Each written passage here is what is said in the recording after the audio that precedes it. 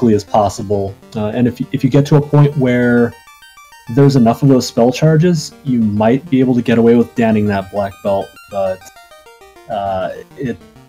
it's always a little bit tenuous to do that. It looks like we're off. Exit and Invis 2 in the white magic spell. White level. Oh no, don't buy Exit first. And Ice 2 showing up in the black magic. Mm-hmm. So we have some AoE early. Yeah, it looks like a very nice set of spells. Not the level 1 nuke you're hoping for, but every time level 1 has very, very usable spells, you're always happy to see that.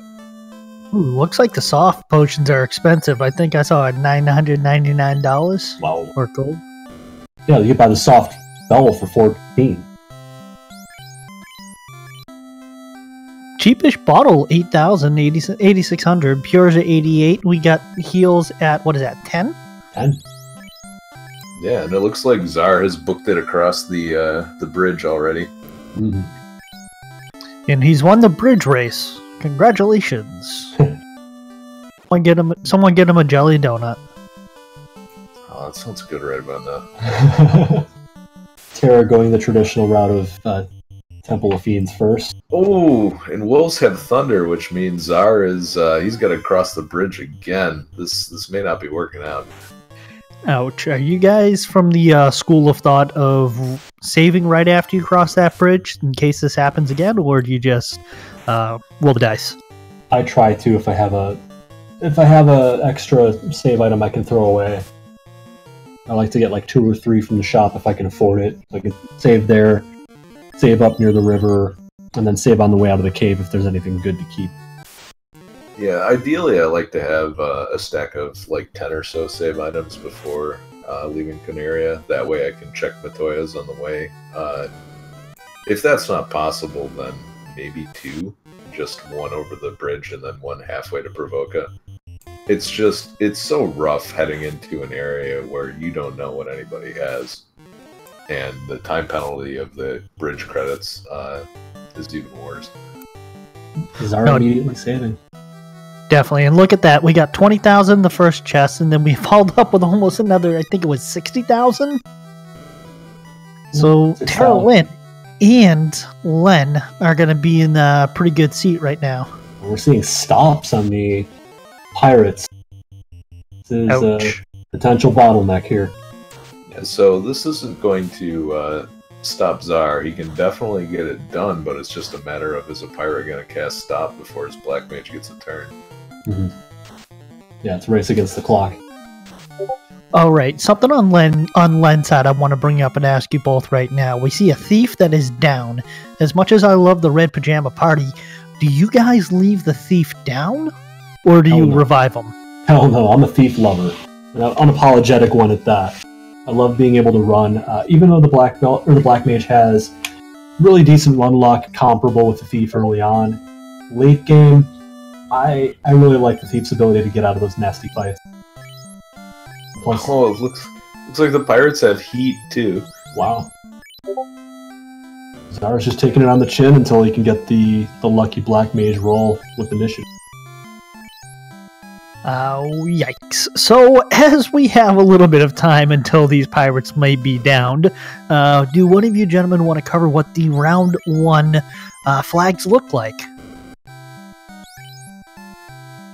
So, round 1 flags are notable for 2 reasons. One is the completely forced party, so you never know what configuration you're going to have to deal with.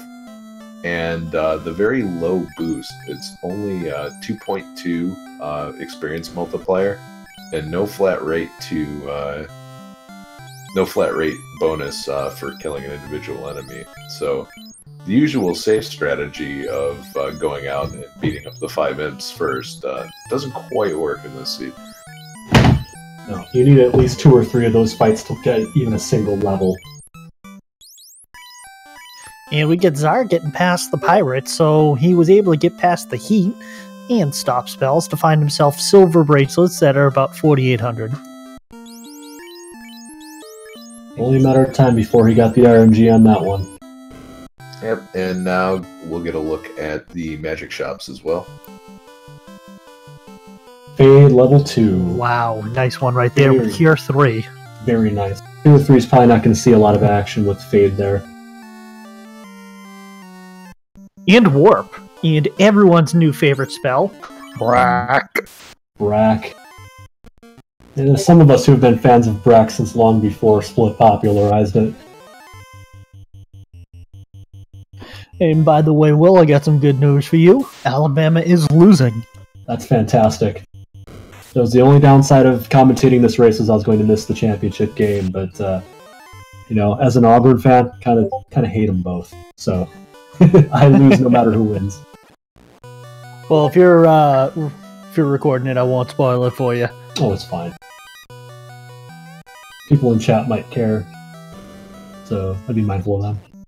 Len find another 5,000 and a silver bracelet. He's gonna really enjoy having that extra cash when he goes to get the ship. Yeah, but so far, no real big ticket items in either of the chests. The gold is definitely nice to see, but at this point, you've got enough, I think, to carry you through Elfland. Time to find some real good combat items. We don't have anything that's necessarily game-changing or earth-shattering yet. So we have a question in chat about Terralyn sprites. Oh, so it's a custom.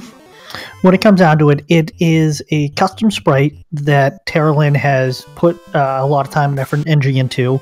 And what she did is she took, if I'm correct me if I'm wrong, guys, took the vanilla ROM, swapped in her sprites, and then did the randomizer on top of it. If I'm not mistaken, that's what happened. She hand created those sprites too.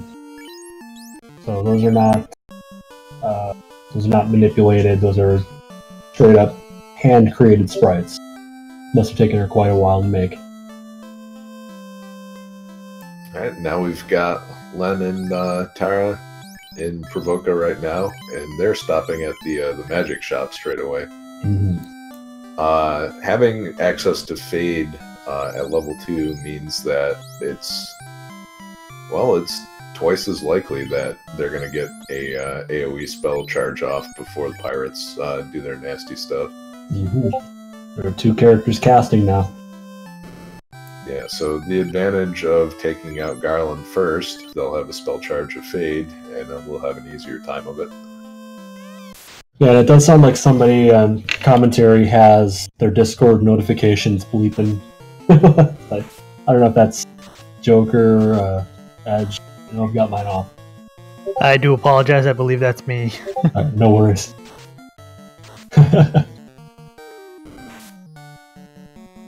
Why you gotta be so popular?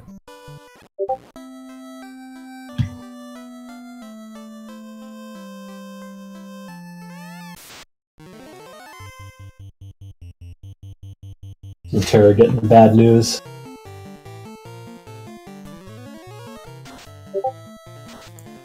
Alright, Len's... I'll be back in a second to get this taken care of. Sure thing, sir. Len's skillfully getting the Ice 2 cast off first. There we are. Very much a battle of RNG luck at this point. And Len didn't even get a chance to find out how nasty that was.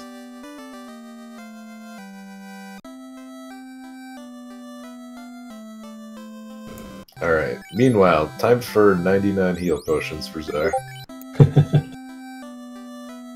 I'm still hearing bleeps here. I don't know who this is.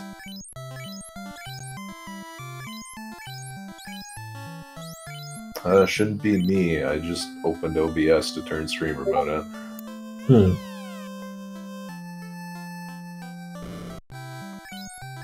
Well, if it is me, I apologize.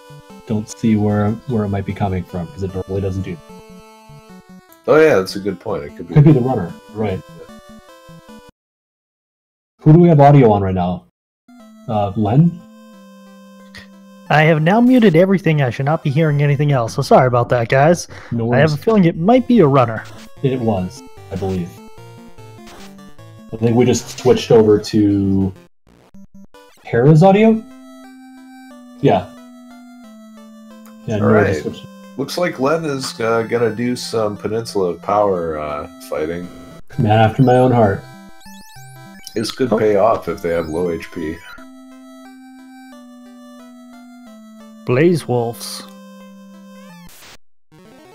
Blaze Wolves are not a good time. Peninsula of Power is actually an interesting move with this low boost. Less so, I feel, for the experience, but more for the gold. It's very hard to get money early. Our runners, fortunately, aren't going to have to deal with that this time around, but in a lot of seeds, it's going to be a problem to get money to buy stuff in Elfland. And all you Banesword fans out there, which should be everyone if you know what's good for you, we've got a very early Banesword appearance. Expect to see that getting spammed at least on the Kraken and Tiamat fights. Terralyn is still struggling with RNG here. Yeah, there's really not much else you can do, is then just hope you go first. Yep. There it is. And she's gonna win and get her ship.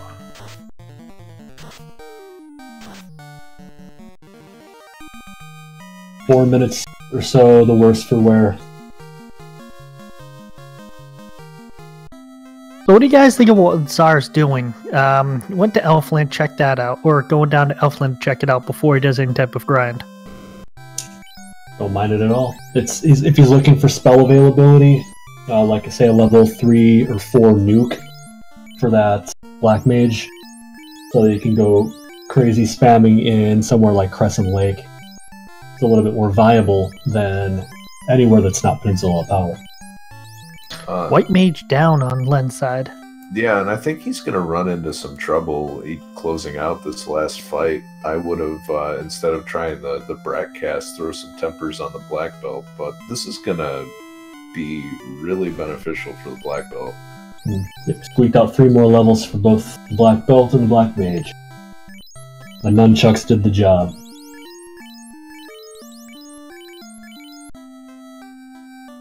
So this is the most updated, the 1.6.2 or 3, if I'm correct? 2. So this has the Up A feature now that our devs recently put in the game. Mm-hmm. I don't know who uses it, but it's available. We've got a couple people that prefer to play on power packs. I know Jay Coper has mentioned because of the emulator advantage, he has played up until this point on emulator, but yeah, Darkwing Duck as well, I know. Yeah, and I'm sure Zarnax will appreciate it as well. Mm-hmm. I appreciate it being a Mac user and having absolutely no easy way of resetting. Now if I can get a soft reset here. Yeah. Yeah, emulation feels bad for Mac users, for sure. Compatibility feels bad for Mac users. It's basically part and parcel right there. And Len's lost in the woods here. Old man got lost in the woods.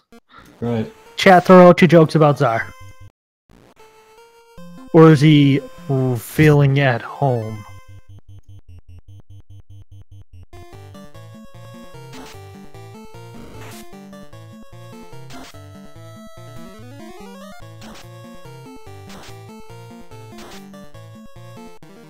Alright, Len getting fade off on the Frost Wolves. This will be another nice chunk of experience. Yeah, one of those overlooked groups that you can fight to get a, pretty good return on experience. Yeah, Len's gonna pick up some levels here nice and early. He's gonna run into a lot fewer problems, so it's a little bit of a gamble to grind at this point, because you might find a better one down the road, say in Crescent Lake.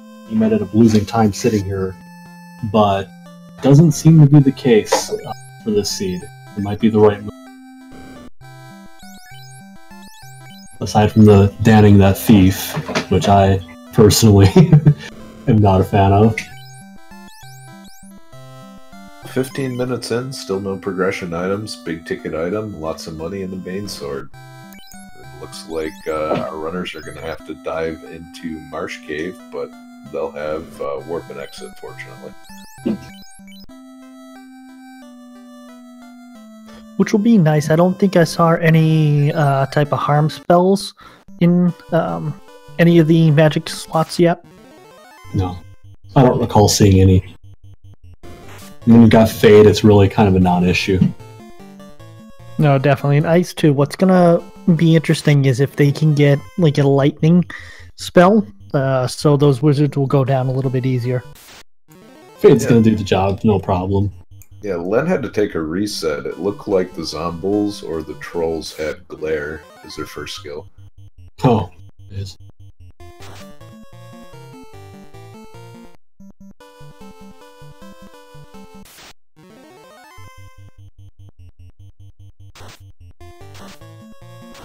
All right, chat. So where do you think the TNT is hiding in? Well, the next progression item, let's say that, is hiding in Marsh Cave. Well, I'm gonna guess maybe the 2 chest room, like basically the second row, second column. My hope is that it is in the top half of Marsh Cave, because then you get some interesting decisions. Are they going to leave, or are they going to clear it all out? Mm-hmm. And 2 of our runners are in Marsh Cave right now. About to find out if top is where it's at. I'm gonna say Vanilla Crown, just for the fun of it. Vanilla Crown, Wizard guarded. Oh, Tara just had... She found the right spot in the encounter table. Ran all the way up and checked the chest without getting into a fight. Bad. Well, that's roughly like an 11 or 12 second run. So somewhere in the neighborhood of about 70, 80 steps.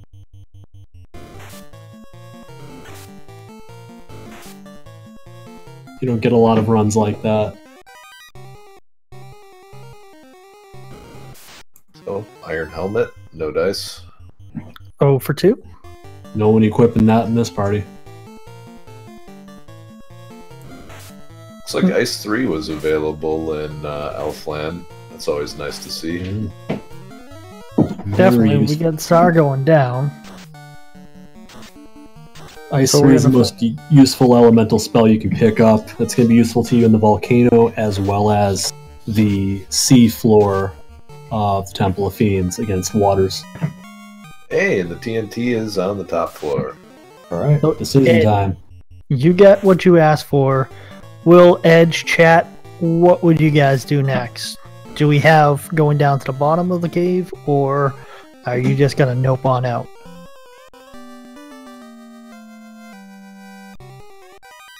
I'm the kind of guy who likes to clear Marsh Cave once I'm there. Given their levels, though, level 4, 5, it's kind of iffy to go that deep, and even if you find something, getting wiped is not it's not out of the realm of possibilities because everything ambushes you. Yeah, I think being at low levels, Zara and Tara made the right choice, but Len probably has enough to definitely want to clear it out. It's the good thing about grinding early is you get the you give yourself a lot more options for things like that. And what nice thing is Lightning 3. Sorry to interrupt. That Lightning 3 is going to be nice, especially if Len does decide to go to the bottom floor of the Marsh Cave. Yeah, 2 chances to wipe the wizards with 1 spell as opposed to just using Fade. Len skipping out on heal. I think I would have grabbed that just for using it on damage tiles. It's not a big deal, but it'll save you, 3 or 4 heal potions. So we got some responses in chat. Lord Fizzlebeef saying exit is available, full clear marsh. Yep. Yeah, and that's usually, with normal race settings, that's usually what I'll do. Zar doing work with the Bane Sword. 5 for 5 on Kazoku. Some good money.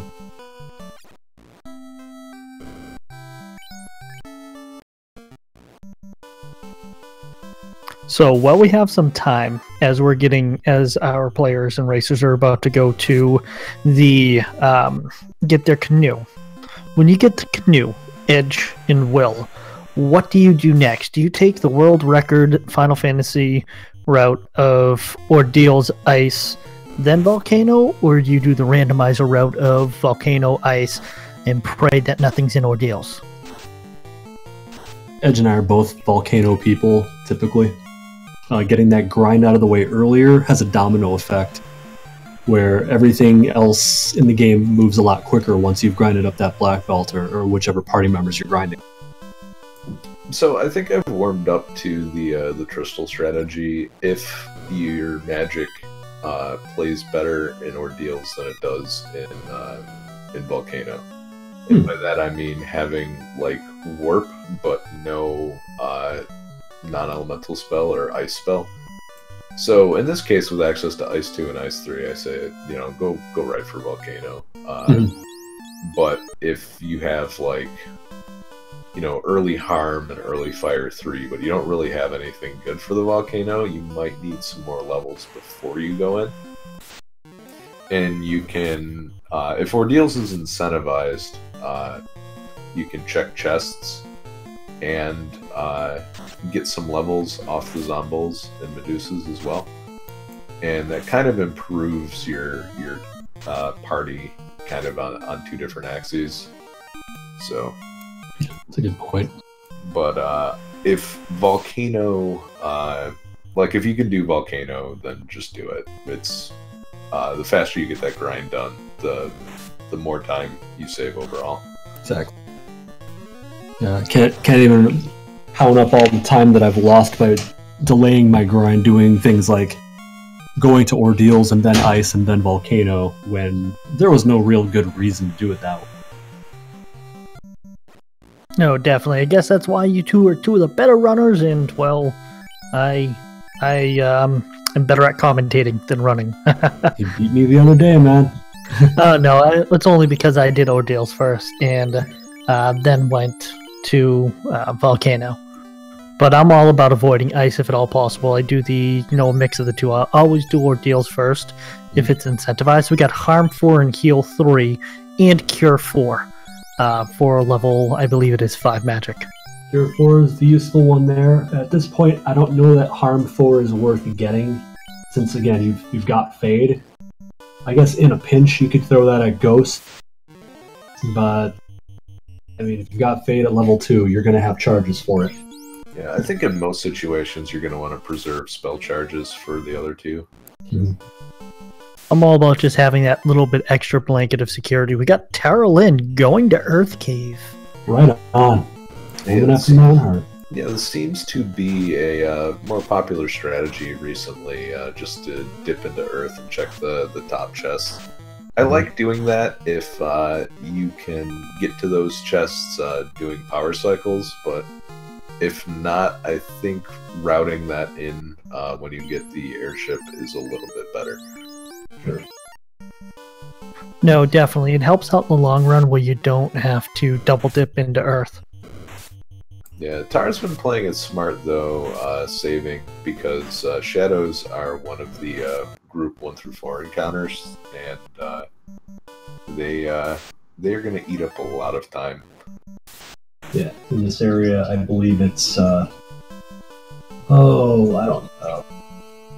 Let's see. Yeah, shadows, I think, are group 2.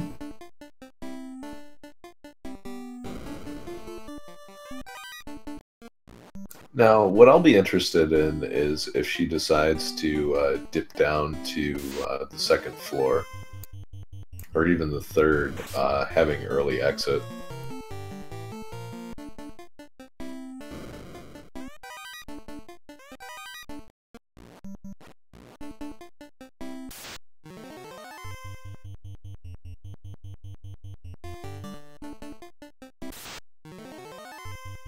So we got Len getting out of Marsh after checking the top, it looks like.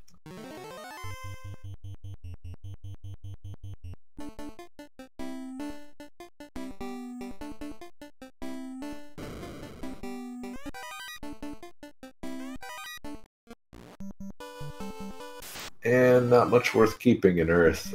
Tara is just gonna take off and go get the canoe. I'm not really a big fan of going to floor 2 or 3 if there's no long run to get to it, or if I don't feel like I'm super. Floor 3 is going to take something extra special for me to get there without Rod. Question in chat, is there work on a map randomizer? The developers are very interested in doing that, but it's still in the planning stages. They're not actively. It's not as if it's like Dragon Warrior 1, where you've got essentially one single landmass that you can mix up. Like, this is several different landmasses, and it's very complicated to randomize the overworld for a game like this, and have seed logic where it's not impossible to complete it. So it's going to take a whole lot of work to get there. The other interesting thing is the vehicles and how they relate to randomization as well. Just the effect of having like the airship at minute 14 in a map randomizer versus maybe never getting it would be pretty interesting, but also somewhat difficult to balance. Yeah. We got Len diving back into Marsh Cave. Let's see if this is going to pay off for him. Well, so far he sees that the wizards are hitting pretty hard. Yeah, my internet cut out there briefly, so if he's fighting wizards and he's on 3rd floor of Earth with no Rod. Oh, wait, never mind. He's actually in Marsh. I'm sorry. Yep. Wasn't gone that long. Sorry, I think I said Earth. I meant Marsh. Quite alright.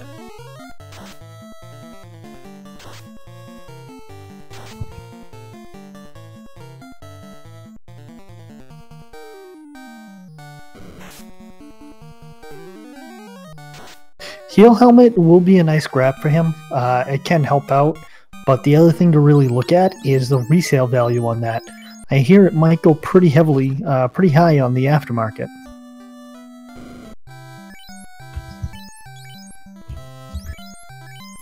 No, we found the frost wolves with their werewolves instead.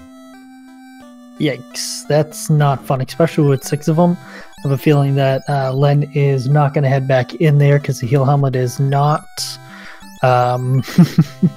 not that high of a grab.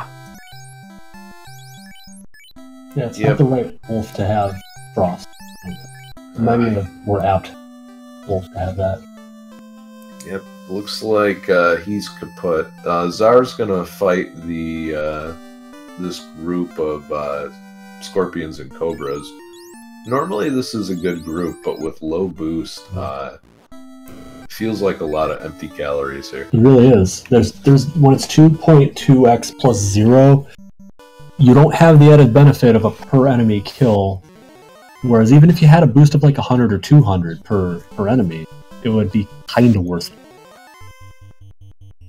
But there's no reason here. There's so many better paydays in the Crescent Lake area. I would even take a bull troll fight over this.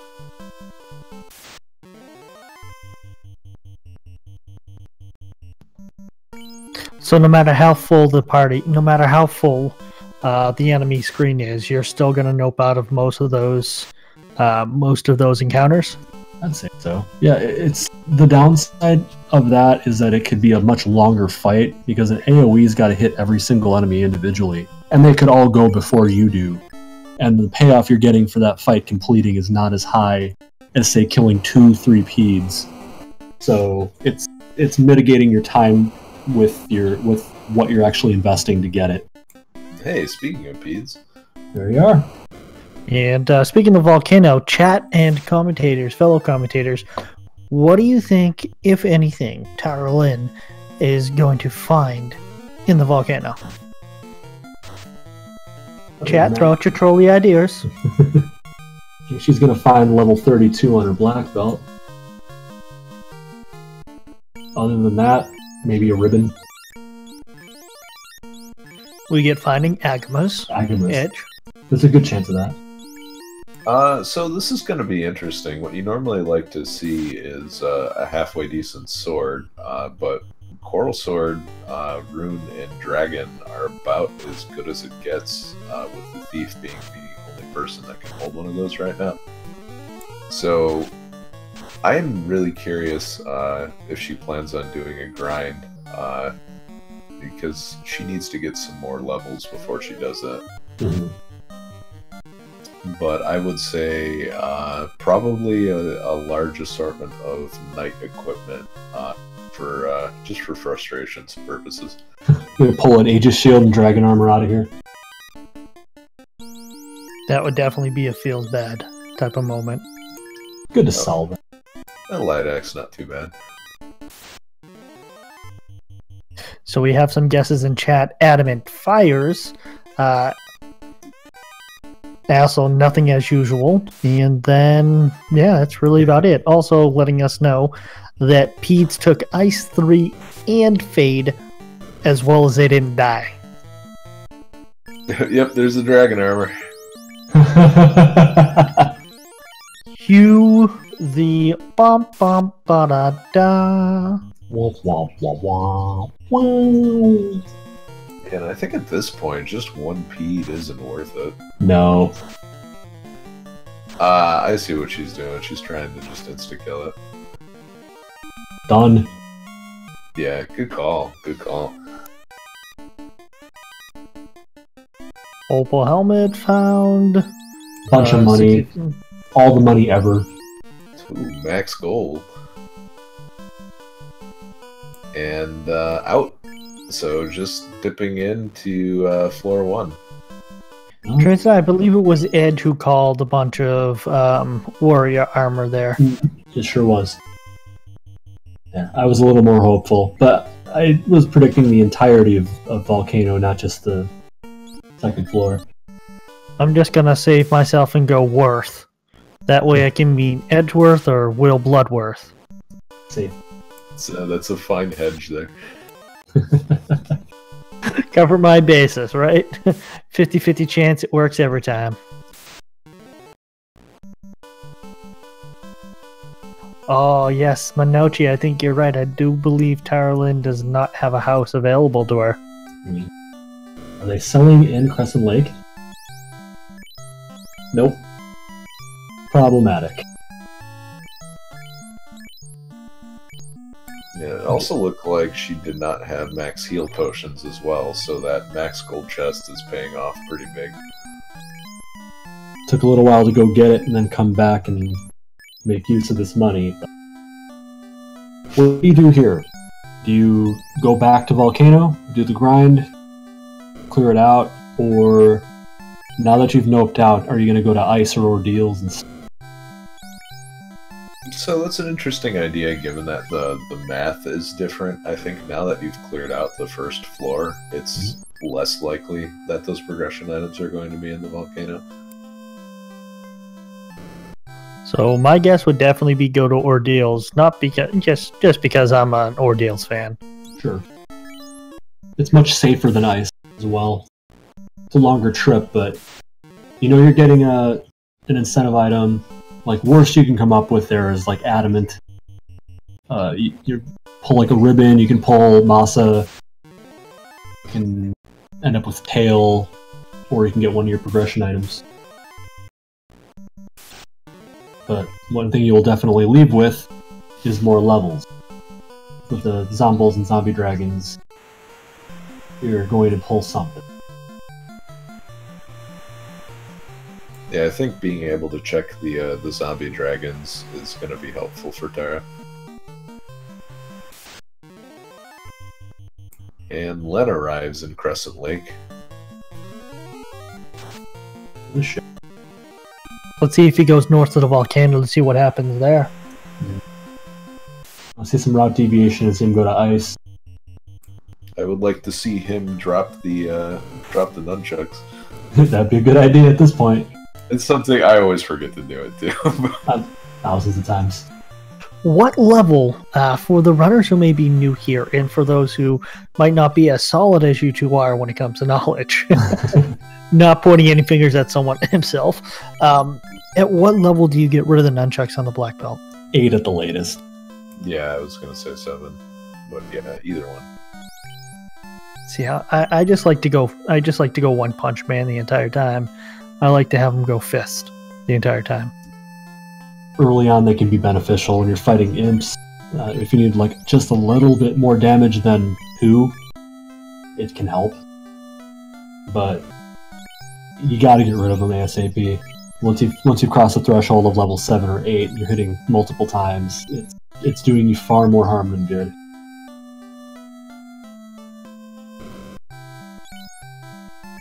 Yeah, Falcon. Yeah, it is roughly 80 steps, somewhere in the range of like 3 or 4 encounters deep. And Tarlin is going back to Elfland and picking up a stack of houses with that giant gold chest. So she's going to have some flexibility that the other runners don't right now. Mm-hmm. I think it's a great time to go to Ordeals, and that's exactly what she's doing. Yeah, it looks like Zara's going to do the same thing. Chat, commentators, what trolley item do you think our runners will find in Ordeals? I think she'll find a crown. I don't think it'll be trolley at all. Oh, please let it be the ruby. I say adamant, just because, well, I like to watch the world burn. I'm the only one with a heart here. Tara needs to make up for that time she spent on the pirates with the bad RNG. I think something needs to break her way. Crown to be a we good got tail, 1 gold, tail, ruby, crown, experience egg. 1 gold. We haven't implemented that yet. I would, the experience egg is kind of an interesting idea. Too, because would you wait to equip that, or just do the grind anyway, and then hope you never find it? Just get it, walk back and forth on tiles for a good solid 35 minutes. on the freaking lava tiles, and then just care for myself back up.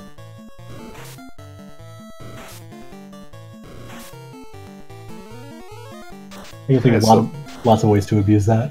We got the double ordeals going on here. Right. We got J-Lo saying Ruby, then floater on Earth 4th floor. The dream. It's a dream placement. I had a seed the other day that floater was in the vampire chest of Earth Cave. And I did gamble early and I did get it, and I still didn't win the race. I was that far behind.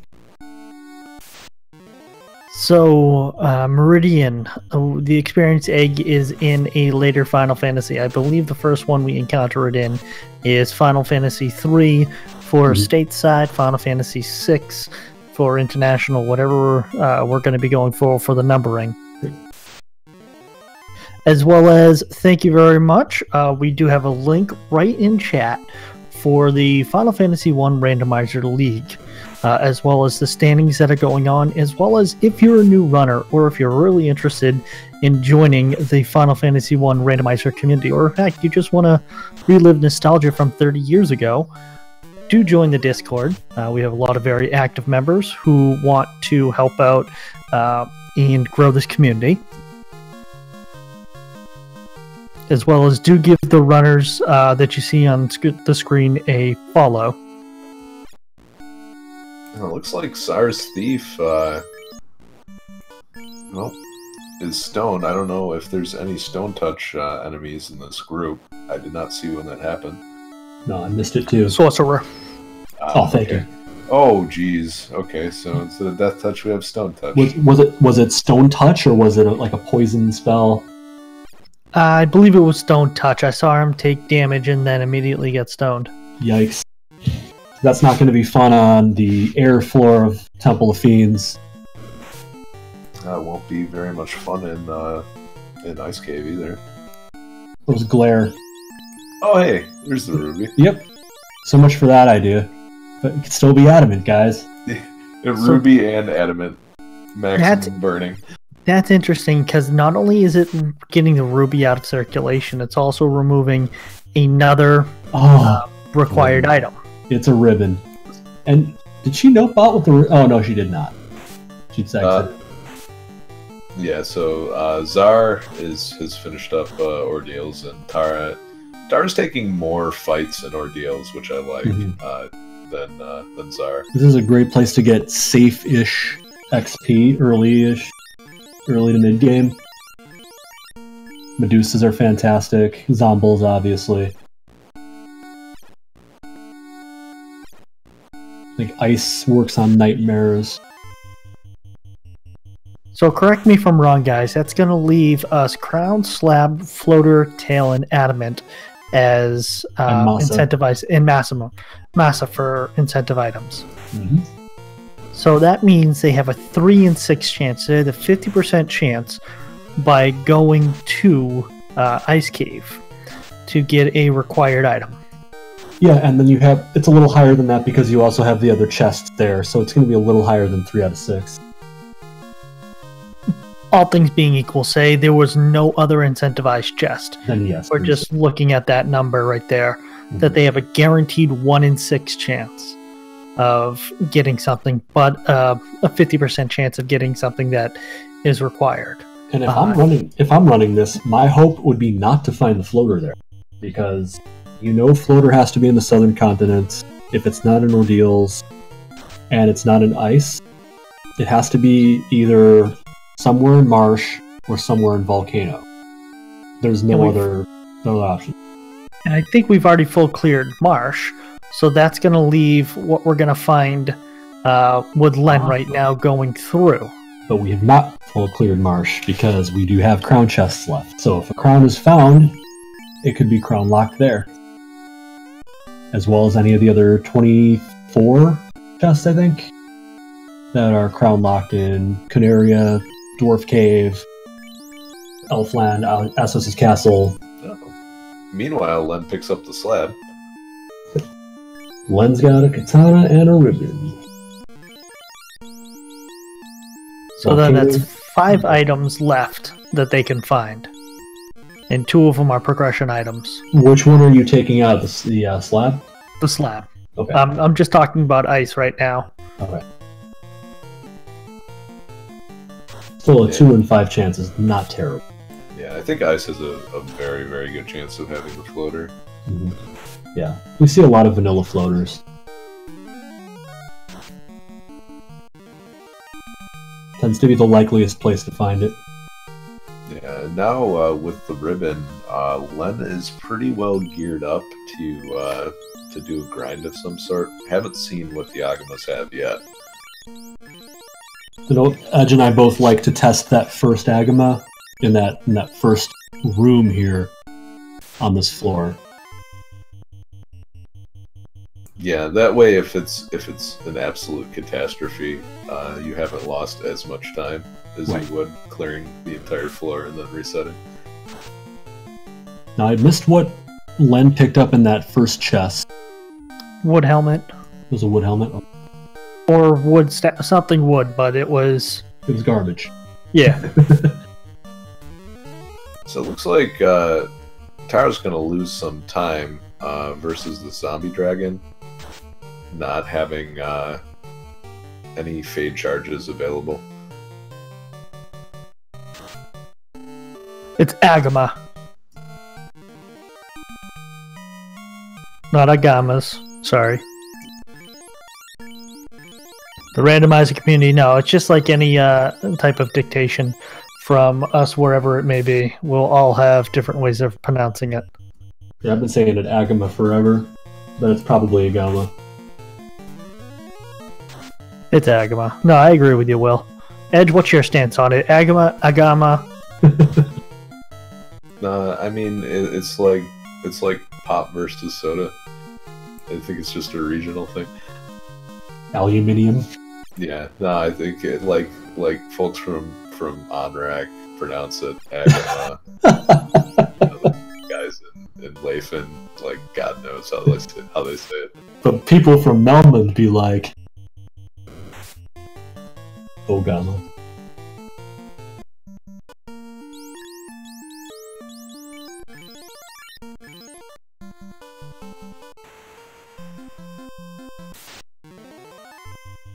So, which regions would be the Northeast? So, Will, you're on the West Coast. You're in the Washington area. What Yeah. what area in the Final Fantasy world would we equate you to being? It's going to either be Provoca or Onrak, I guess, because it's on the water. As someone from Boston, the true, original Freedom State, Massachusetts, where are we saying I'm from? Are we going to say that Canary is like New York City, or? Because it's DC. big and everyone goes there. Yeah. So would that mean that I am drawing a blank on it? Boston's Provoca, yeah. You got the Surly Pirates there. I mean, that sounds pretty Bostonian.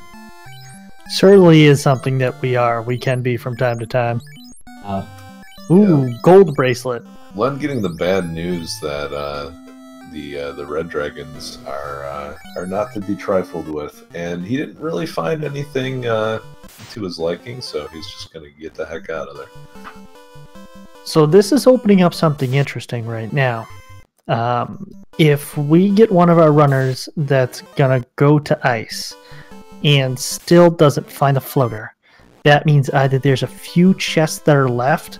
Len has checked a couple at the bottom of Marsh, but that means we're gonna get a dig deep into the Earth Cave with that ruby.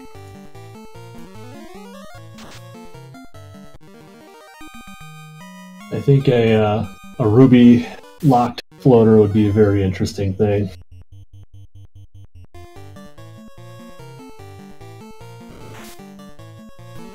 As it tends to be. You get a ruby locked floater or a crown locked floater in Marsh Cave.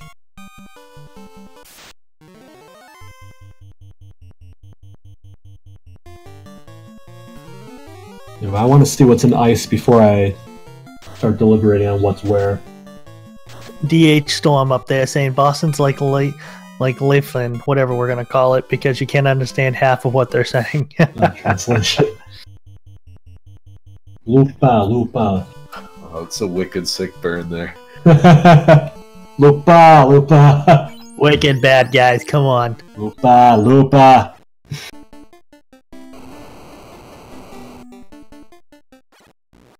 So I think that's a good point. I'm not sure if Len did full clear Marsh. I thought he did. Will believes he might have left a few chests besides the locked ones. Or did he check everything besides the locked? I said he didn't check the locked ones. I didn't remember him not getting anything. Okay, so then He may have left like the top right one or the one next to the wizards. I'm not... My memory is failing me right now, so I couldn't tell. no, I agree. I think he might have left one or two chests. Sorry about that, Edge, as I cut you off. Yeah, I think he took a dirt nap before full clearing. What I was just going to mention, though, is it looks like that everything in Volcano has an obnoxious amount of HP. Tara just tried to quad X a red Hydra, and after hitting it a couple times, and no dice. Never feels good.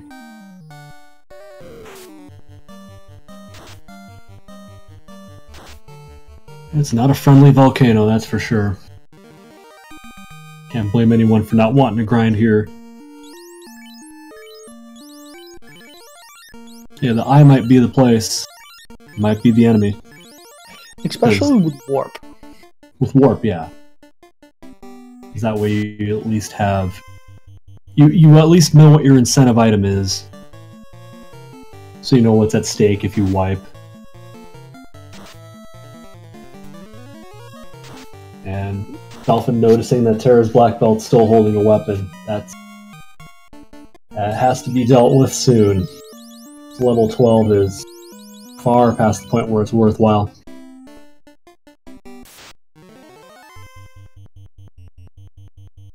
Finding that gold bracelet at the bottom of the volcano is pretty nice, though, for grind purposes. Anytime you can get doing the grind, it helps kind of in those stages between you know, level 21 and when you hit when you can just stop checking the armor screen. Zara picking up the slab.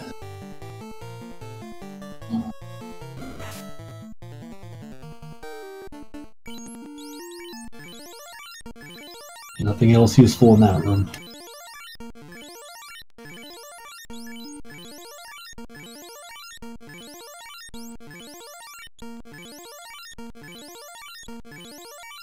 They're spending a lot of time menuing here. And meanwhile, Len is ripping through Ice Cave right now, so... Wraiths have cure. That's fantastic. Yeah, it seems like... should that do damage? Yeah, I do like the Final Fantasy logic of curative spells doing harm to undead that takes place a little bit later in the series.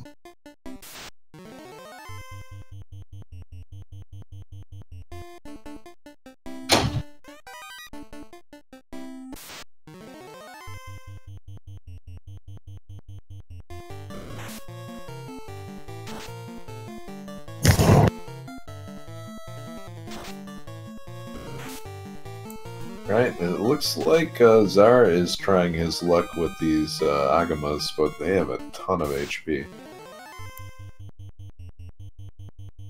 And Len finds a vanilla floater. Break out the A&W root beer. It's time for vanilla floater. That also sounds good. First the jelly donut, now this. If it's got sugar in it, it's worth eating, I guess. It's not worth eating, but boy do I want it. Just found out I was hitting caps lock, not shift. Sorry about that, guys. No worries. I've been disappearing for about 5 minutes. For hitting caps lock, that means you were yelling, so probably good for headphone users. My dog's looking at me a little bit more weirder now.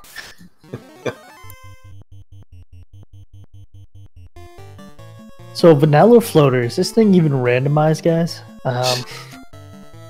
Usually you see a vanilla floater probably, I mean, if I'm going off of my own experiences, about somewhere between a third of the time to like 40% of the time. It's common. Like I said, it has to be in the somewhere in the southern hemisphere or Ordeal, which means it's volcano, earth, marsh, or one of the incentive chests. So I'm interested to see what Len's going to do from here on out.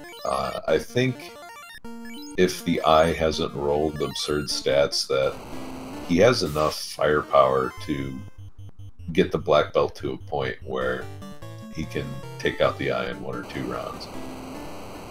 The nice thing about eye is it's usually somewhat easy to kill. You know, it doesn't typically have super high HP, and at a 220% seed, it's not going to roll that high. And that Gurpede just one-shot his thief. Wow. And the black mage. It is a good idea to get out of this fight, sir. There you go. Yeah, so yikes. Mm-hmm. That is a max damage Gurpede. Whole lot of yikes right there. Brings back the thief.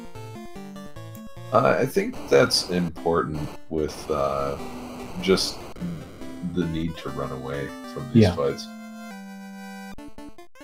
Tara finding the slab. I think as well as having the katana, he's going to want to get that thief up a little bit more. That way he's not solely dependent upon the black belt. Also doesn't potentially have to grind the black belt as far. And I think Len realized that he skipped out on the Frostwolf chest.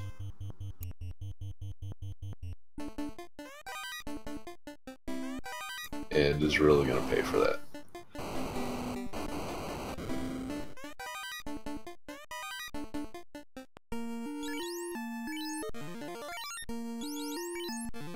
And probably kicking himself for going back for that 500.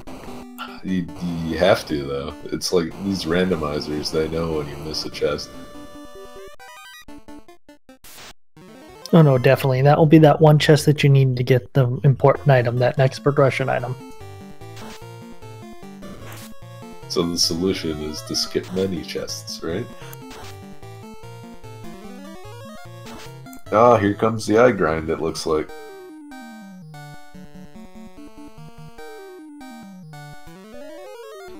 right. How much life does the eye have?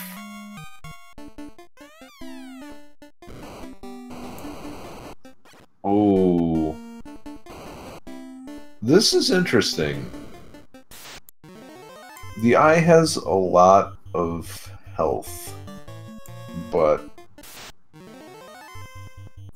that lead-off poison isn't very intimidating, although it can go through a ribbon. But what's nice about the petrification is that you can warp out or exit out, but it looks like Len's just going to nope out altogether. My internet just scorched out there for a second, so what was the situation with the eye? I had poison petrification. Yikes. Yeah, with a ribbon, I think it might have been doable, but I feel like with the boost so low that the percentage is much higher that you end up dying during your grind. Right. If you're only going to do, grind it 40, 50, 60 times, it's one thing, but you have to probably kill that thing upwards of 100. Yeah, and the other problem is you can kind of mitigate that by going to 32, but if you go to 32, then you have to fight the wizards on the way out on the top floor of ice. They're not gonna run away due to morale. They're probably not. We don't know till we get to that level, I guess. But I mean, it's not a chance you can take. Yeah, and especially Len knows that they rolled 2 hits too. Mm-hmm. That kind of damage, not knowing the morale. I don't think they has access to a Thor hammer or Zeus gauntlet. It's definitely a fool's errand. You get a 7-pack of those, it's pretty much GG. So at this point, it's looking like just finding a place to get reliable experience is going to be the big challenge, and Len's early Peninsula power grind looks like it's paying off right now. It's the only place we've had thus far that's been somewhat reliable. Yeah, I wouldn't be surprised if some overworld grinding were necessary in order to get things going. If this was me, what I would do at this point is I would take the slab, cash that in, cash in the floater first, and go get Chime, go immediately to Mirage Tower, stock up first on some houses, and pray that I get vampire fights on the first floor, because those would be big payday. Packs of 4 and 5 of those. Well, other interesting option would be to see if the blue dragon is friendly as well. Sure. You want to kind of get a little bit of a feel of the encounters there. Like, you don't want to see Chimera has nuke, or vampires have something crazy, only to get all the way up there. I like what Len did just there, getting harm 4 and heal 3, just to help him out in the long run. In case that white mage is the only thing there that will be able to cause some damage.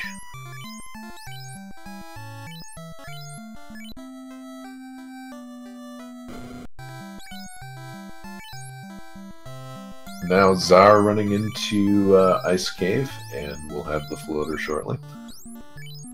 There it is. So the other question is Zar and Tarlin gonna feed the Titan and help his little addiction? No. I don't know if either of them are mean strategists or not.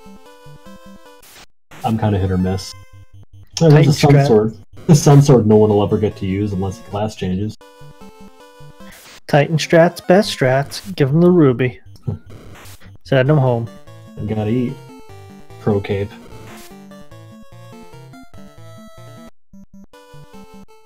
Pro cape's a nice little pickup, but you almost never have enough inventory at the end of the game to keep that in there if you're juggling ribbons and other AoE items. White shirt.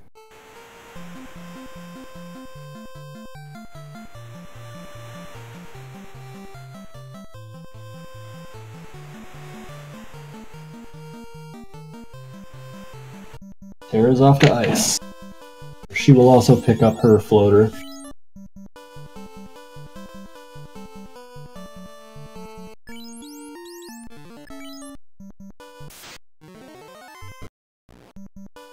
So Cardi Island's not the most happening place in the world here. Best pickup was a Sun Sword, and you can't use it until class change. When and if. Yeah, and you already have that katana, so that's out the window. It's just, yeah, all the good night gear. Enjoy. Yep. What, no Vorpal Blade?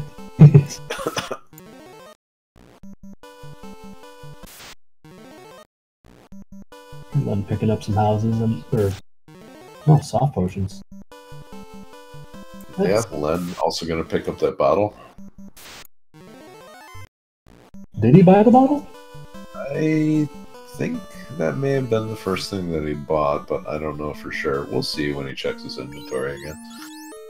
I can't say that I've ever seen anyone buy 20 soft potions, so... Better safe than sorry. Very, very safe. I feel bad if I buy more than 20 cures. So we have, at the level 7 shops, Confuse and Rub, Mute, and Fog 2. So, anybody picking up Fog 2. Oh, there's where all the good gear is. And gold bracelets are worth their weight in itself. I feel like you just hand him, like, the gold and he makes the bracelet out of it.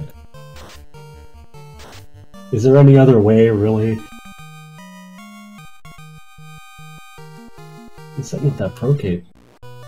There you go.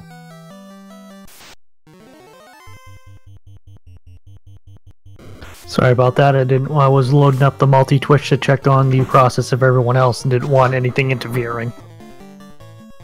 Yeah, so the big notable thing about the other races right now, Split Punch has been doing an overworld grind on sandworms because they are the first encounter after Power Cycle. It's not a bad grind. Is he in the Ordeals area or is he in the desert? He's in the Ordeals area. The desert. The Ordeals desert, right. It's an interesting grind. That's pretty insightful. Yeah, so it looks like he's taking the sandworm, then taking the Tyro fight and power cycling. So the fact that those fights are back-to-back is making this pretty efficient. Can't say I'm ever a fan of seeing Tyros get killed, but... Float your boat. Yeah, so Split Punched is going with the solo grind. Artea is going with the Dan all but 2 strategy. So that seems to be the usual strat. And then we have Len. Zar fed the Titan. Good guy, Zar. There you go.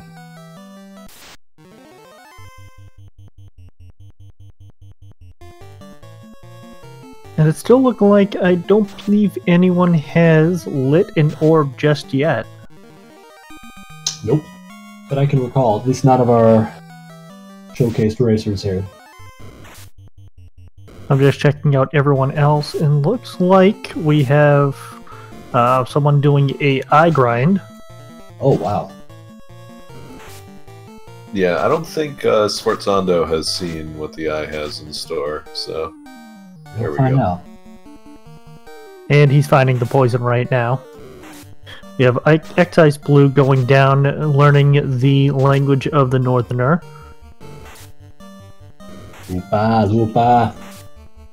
We got Hatmaster Artea going through that as well. And yeah, definitely Split Punch is already up to, let's find out what level, for the next level up. And good guy Split Punch going after those dirty, mean Tyros. Team Steak. Yes. I also see Artea is using a modified ROM that changes the name of Tyros to Foo.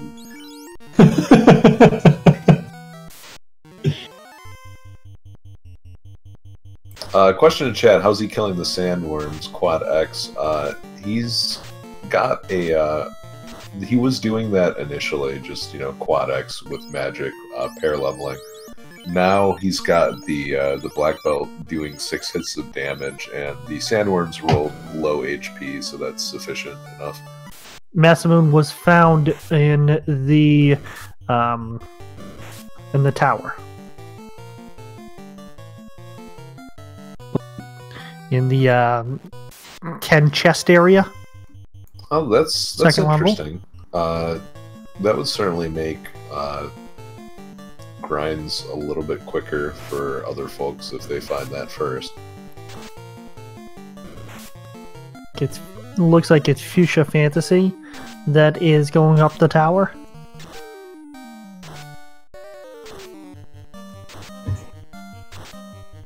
I'll be the first person to admit I wasn't quite aware of how high the Sandworm XP was until I just went and looked on the Game Corner guide for it. 2,683 per Sandworm. It's a healthy grind. It's only a little bit less than what you're getting from the Eye and more than an Agama. That's not bad at all if they're able to grind it and not cause much damage. Yeah, and get through it. Their base HP is 200, so the worst they can roll in this seed's 440. The 21 black belt or higher, it's probably not going to be a big issue. Carolyn's gonna pick up her floater again.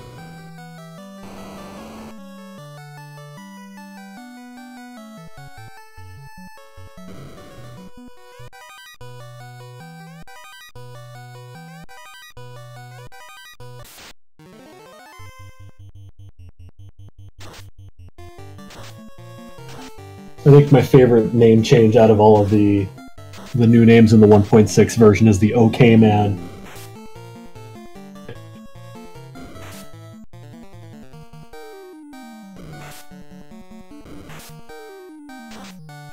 I'm partial to Grump myself. Grump was very cool. And George. I'd say I'm definitely a fan of the Georges. Just because interpreter story behind the George.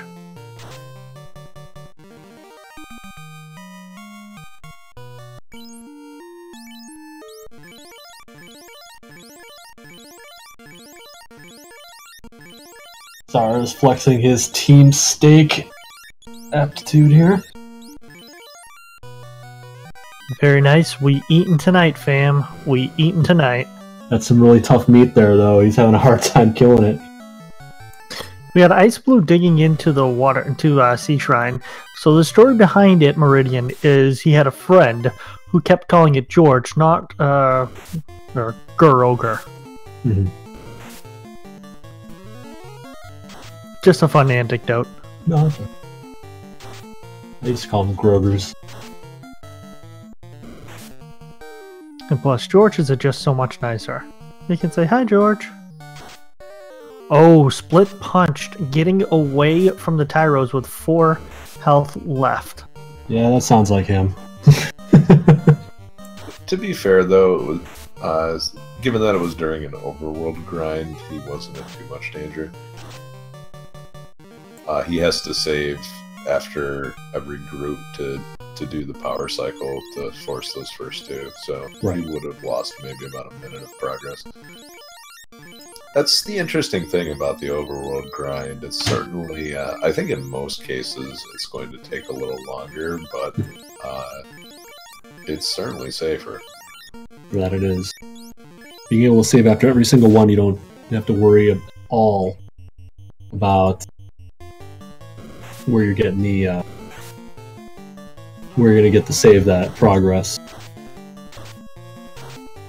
So the Team Stake versus Team Save the Tyro came about when some really nice people decided that the face of the Tyros looked nice, as well as they felt bad because they couldn't give you an actual hug. Yeah. And then you have your carnivore friends who like medium rare, salt, pepper, a little bit of garlic on it, and it just comes out delicious. I just thought Tyro looks like he's having a pretty good time. And since I had a computer wipeout, I had a meme of Tyro at a birthday party with a birthday hat on, celebrating in front of a cake. I lost it. Can't reach the cake. No, we can't reach the cake. You gotta cut it for him and feed him. Seize the cake! I can't! I have this big head and tiny little arms!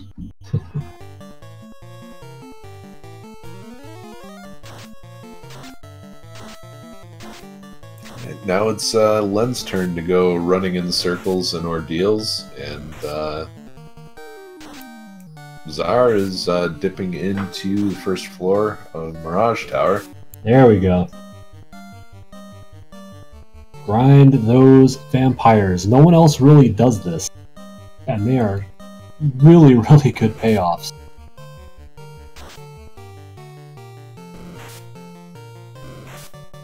$1,200 apiece.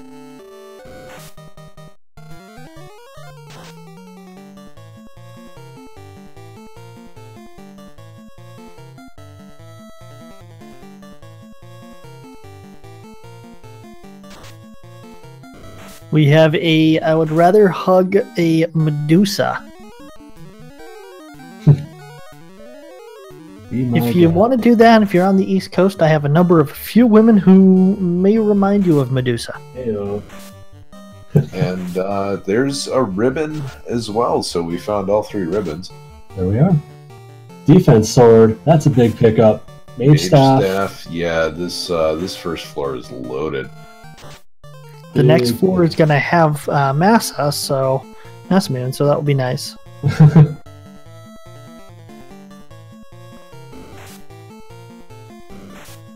Yeah, and Zara is perfectly equipped for this fight now. Light axe, mage staff, 2 Amorama. Yeah.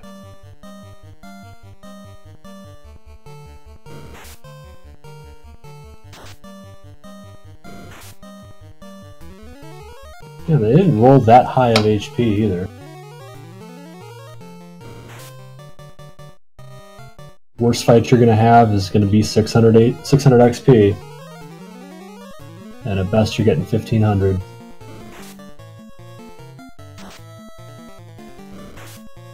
And Tara Lynn still has the nunchucks equipped on her black belt. I don't understand that. I don't know if it was an oversight or what. Pretty sure Tara knows.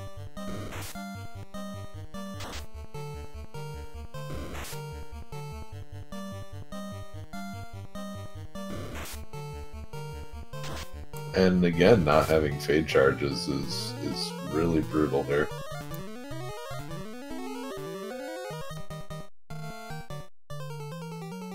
Alright, second floor for Zar.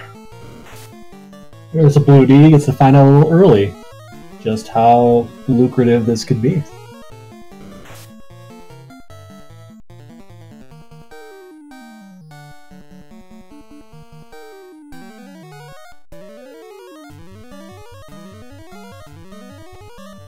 Well, somewhere between about 230 and 380 HP. So I think the Blue Dragon is definitely doable then. Once the black belt hits 21, but definitely not before, given how hard he was hitting. Where is Zar at right now as far as his black belt? Zar's at level 12, although with Asmion here, the black belt's level 16. I forgot, Zar kept a couple of the party members petrified. Yeah, so there's Masmium, and now this is a legitimate option of just beating up the Blue Dragon repeatedly. So Clemmy's asking about forgetting the loot. You can't really, because you're going to come back to Temple of Fiends. Garland will still be there. And killing him, saving the princess, will warp you right back to Canaria. And what you can do, go ahead. Yeah, I was going to say worst case is after killing Garland, forgetting to talk to the princess, though. You can forget the loot that way. Yeah, it is indeed possible. So I mean, you kill Garland, save Princess Sarah, and then immediately warp back to the Temple of Fiends, which you can do. Because when you warp out of Canaria Castle, having gone into Temple of Fiends, it takes you back there. Right, just outside of Temple of Fiends, instead of outside of Canaria Castle. Yep.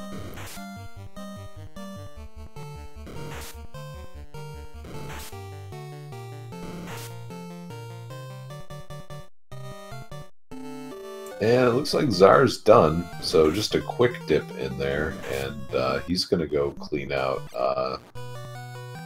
on-rack area now. Has he already done Waterfall? I don't think he has, otherwise he would have proceeded further into Mirage, into Floating Castle.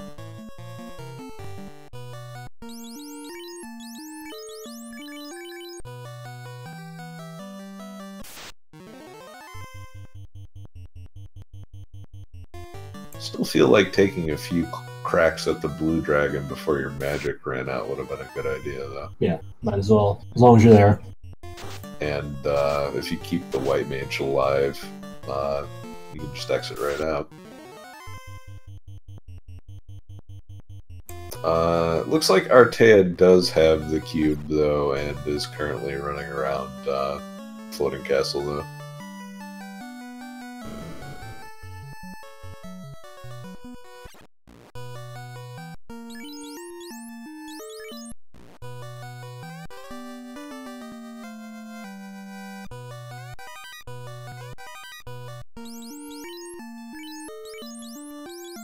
And Terralyn finding the floater. So, once again, getting roughed up by those wizards on the way out and having to go get the floater. There's a lot of time lost to the ice cave.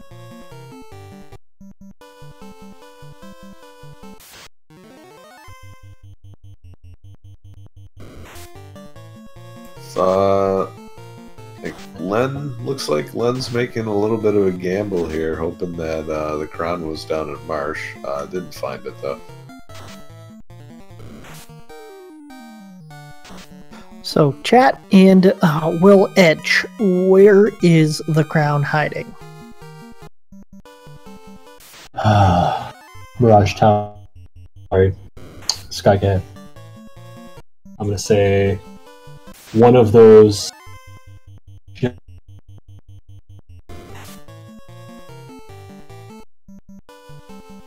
Yeah, I would say my guess is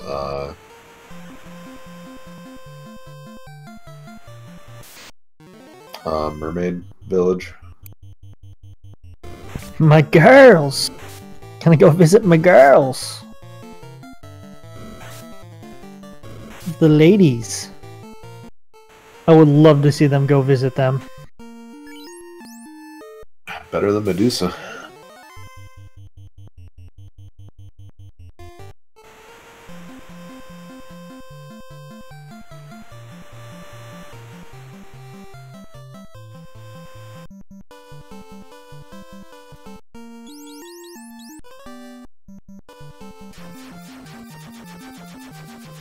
So, Edge, what would your guess be for the completion of this run? Time-wise? Yes. I'd say probably around... okay, so barring, like, really nasty stuff in Temple of Fiends, I would say around the 2-hour mark.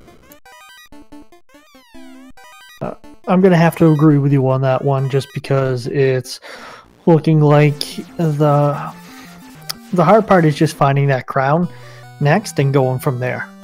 But the grinding's basically been done. Yeah, because I feel like Split's already done a grind. Artea is in the process of doing a grind with, you know, keeping the two party members alive. With that going on, it should be this should be fairly leveled by the time they get to Temple of Fiends. Just a matter of finding out where that damn crown is and if there's anything really nasty in Temple of Fiends. I think we might have Will back. I believe he plugged in his 56K modem one more time. was about to say, I don't know if you caught me in the middle of telling you where I thought it was going to be, but I was going to say it's in the asterisk room of the Sky Cave. The Askers? Which The one? Asterisk Oh, room. yeah. Okay, now I'm getting it. Now I got what. Now I'm picking up what you're putting down.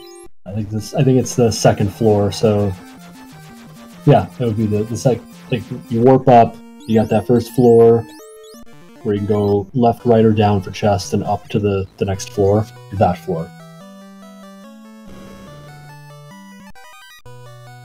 So Meridian, who is my favorite Disney princess? That's a tough one, because don't get me wrong, I like a lot of Disney princesses here. I do have a young niece. But if I had to choose one, I'm gonna go with Anna. There's a thing about redheads, and she's technically not a princess though, but still. There's only one right answer to this question. Leia.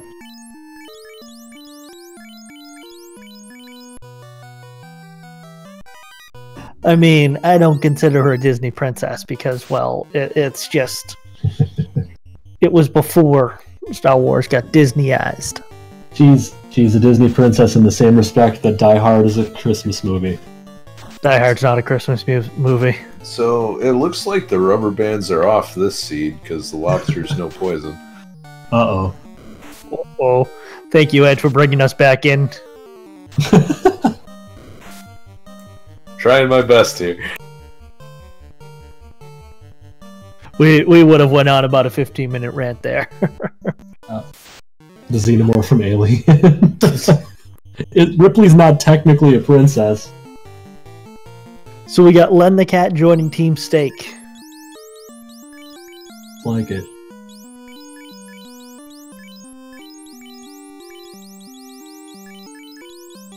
Does that mean Chucky is a Christmas movie too? Child's Play? Technically. Yeah, but Gremlins, yeah. No question. Gremlins, Die Hard, both Christmas movies. Bainstrat paying off for Czar.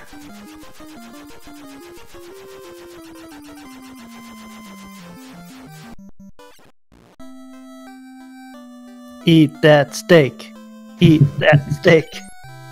Oh, my heart is breaking once every single time this fight happens. Poor Tyro. Tyros are food, not friends. Just getting abused.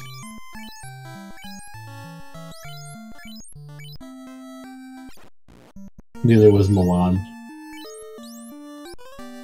Alright, we're gonna find out if it's here with my girls.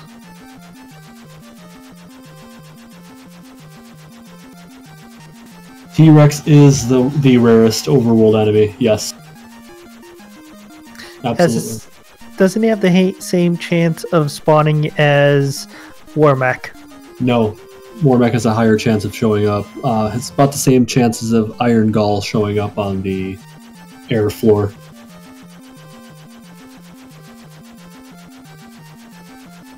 Warmech is a group 7 fight, which means it's going to show up, I believe, somewhere like 8 times out of 256, whereas Iron Gull and T-Rex are going to show up 4 times out of every 250.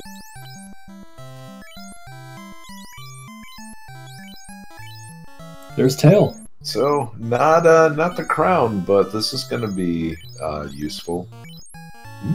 There's some good black magic early, so doing that class change is also going to help Zara out since his thief has more levels than a lot of the other runners.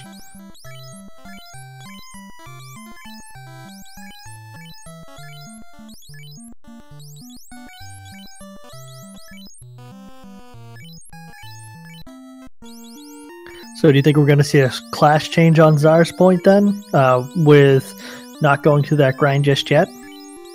I don't know. There's not really a benefit yet, aside from getting a thief some spells. But we'll see.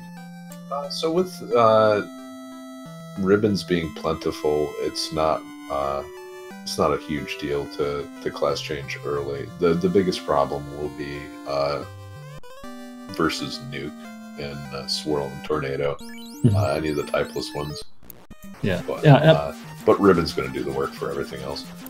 Yeah, it's the MDef. It's the magic defense that you're foregoing on the black belt, because a level 32, 42 black belt's going to eat a lot more of that non-elemental spell than the post-class changed. Let's say class changing around like 18 to 21 level, and you're foregoing somewhere in the neighborhood of about 30 or 40 magic defense points there, then that's gigantic in late game.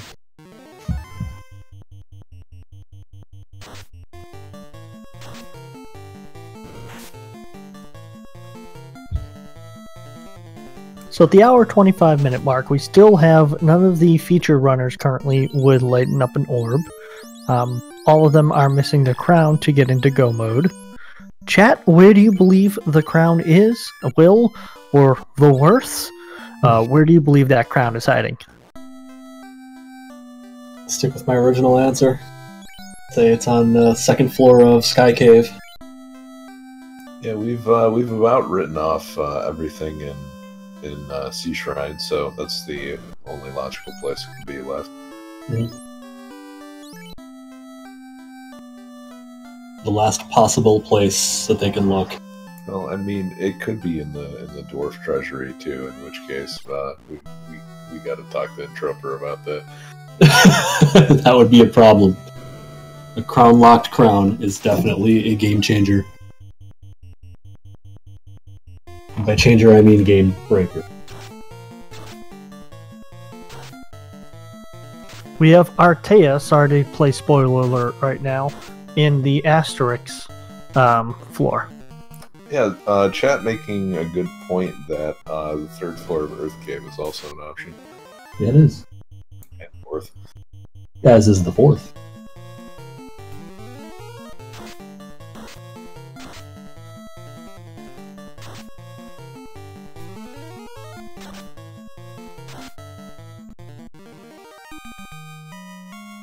So if chat would like to know, as soon as I see what happens with Artea, and you guys can tell me yay or nay to keep the non-spoiler alive for if it is in fact in the upper levels of the floating castle.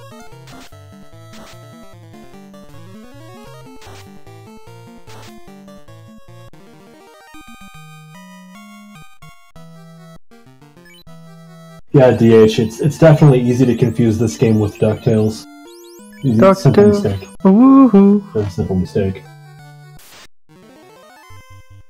You know what's funny? Scrooge McDuck got to the moon before Final Fantasy did. So we have a one spoil, we have a spoil it away. Edge, Will, what is your answer? Spoil it or don't spoil it? Go ahead. It is...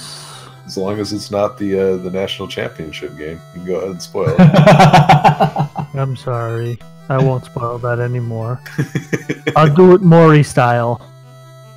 In the case of is the crown in the Asterisk room, you are correct. Well, look at that. it was there. Look at that. Gold star for you. No doubt. A gold asterisk or something.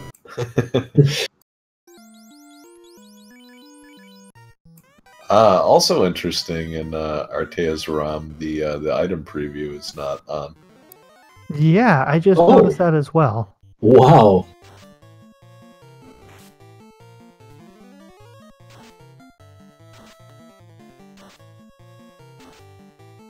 Meridian?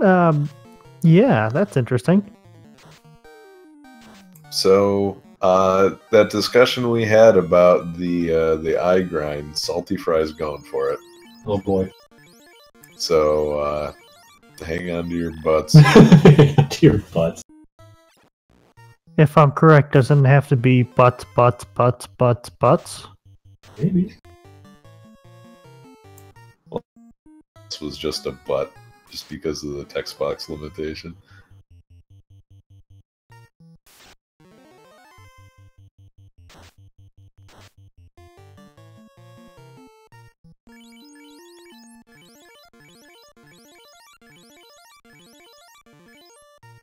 So now we know where everything will be. I believe that means Artea is in go mode.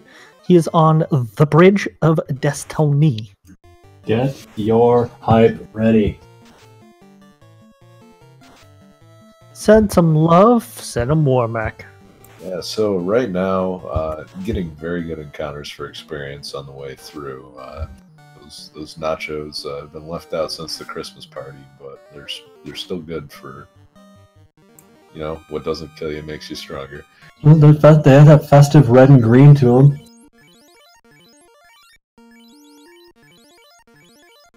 Nacho man. Take you back.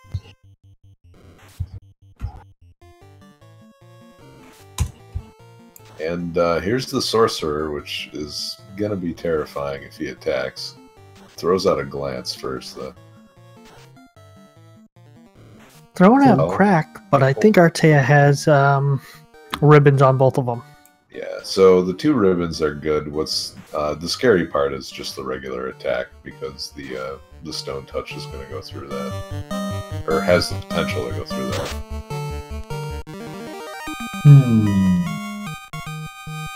It looks like we got Artea in the featured race now. Czar doing a preview of Waters, and they died to a damage roll of 110, so that'll be nice. And he's gotta grind the water. Czar's gonna what he can get. I don't blame him at all. They're not bad XP. And it looks like they have a little bit more HP than that, but not much. 1 Ice 3 clearing out the entire group. Artea getting away on the Bridge of Destiny. Yeah, I had a hell of a run up there. I'd probably be grinding the Gersharks.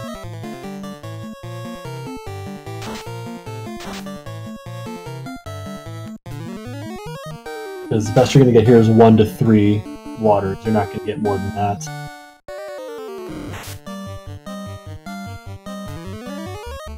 And it's going to drain the HP pretty quickly. Yeah, it looks like Artea is pretty solidly in whole day to win mode. 3 stacks of evade on the black belt, and he's all set. Yeah. He's going to be our first orb lit, huh? Right now, at this point, it's a war of attrition between what spells Tiamat will have, and speaking of that, he just punched him dead. Didn't wait around to see if he had a nuke or a nuclear or anything stupid like that. What you mean he didn't have nuclear? Nuclear.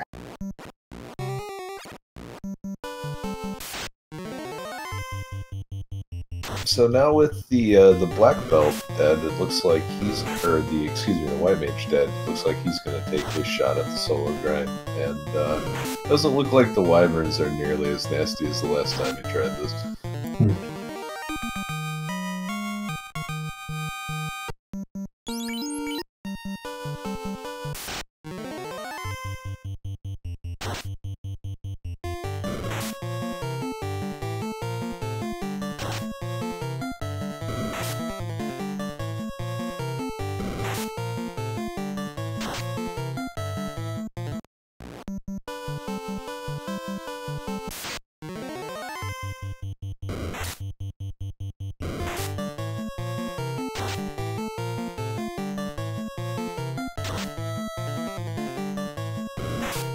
Looks like we got Split Punched's feed coming in underneath Artea's. Now, if you weren't here yesterday, Artea and Split Punched finished...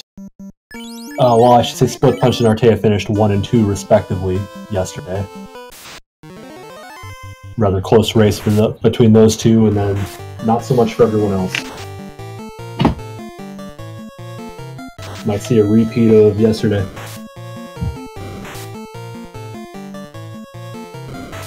Let me just give a quick shout out to our tracker, Narestra. Been doing a very good job switching out the video here today. Most definitely.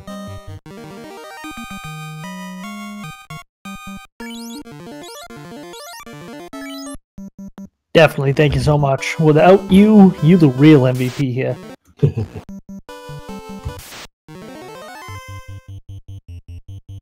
So, Artea continuing to play with his food. Looks like Sforzondo is doing an Agama grind, but he just punched one for about 400 damage, and it didn't go down. So, Youch. this is gonna be a bit of a slog. Artea's having a far better go of things here, just beating up on dinosaurs. Yep, Salty Fry making it to level 28 without incident. Still punching out that eye, though. So what orb does Split have lit? I'm gonna guess Volcano. I'm gonna guess Carry, but I don't know.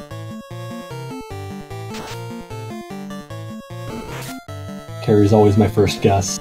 Like, Kraken's a possibility, but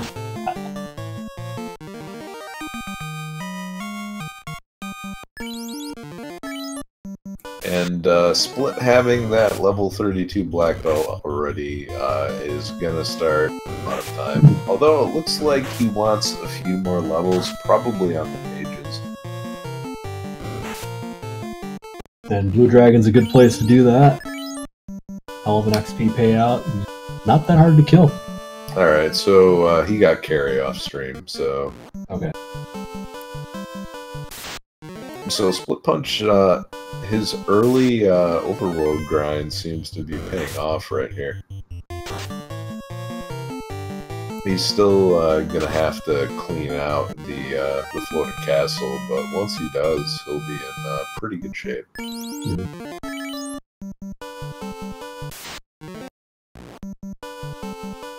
The crown in Sky Cave is never fun. No, definitely. That's kind of one of those where you don't check too often. You go there one of those last moments. I try to avoid going there because I go there after I clear out Sea Shrine. Whenever I go to Mirage and Sky Cave first before C is where it is. Without fail. And when I go to C first, it ends up being in Mirage or Sky.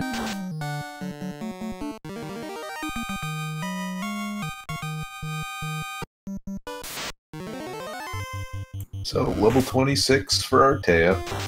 Split's gonna be finding the crown fairly soon.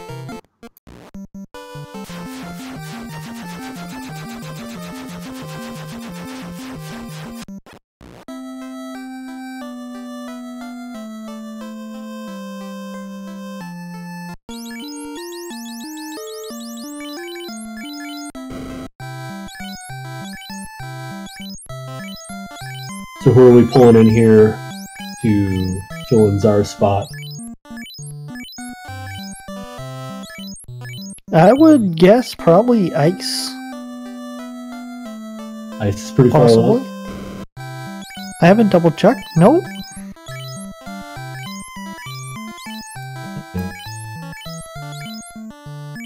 Yep, so we're pulling in Fuchsia Fantasy, and they're going through our deals right now, and looks like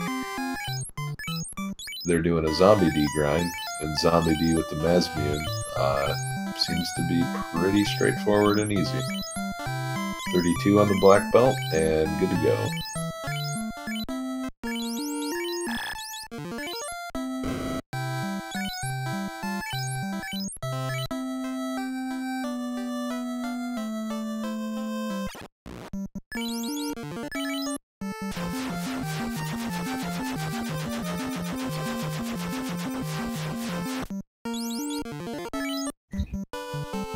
So that means Fuchsia's gonna be in just punch and go mode at this point.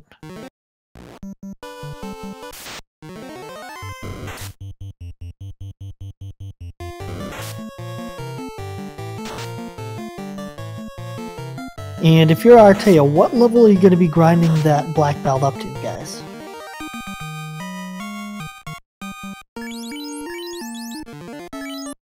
at this point in the game, I don't know. I honestly don't know. Because he's a fan of taking lots of fights in Temple of Fiends.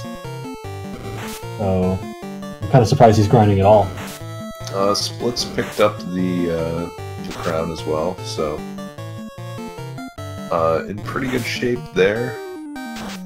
I think Artea is probably going to estimate about how many encounters he needs to take before hitting 32, like before carry, I would say. Which means he'll probably end up leveling to, I'm going to say, 28, 29.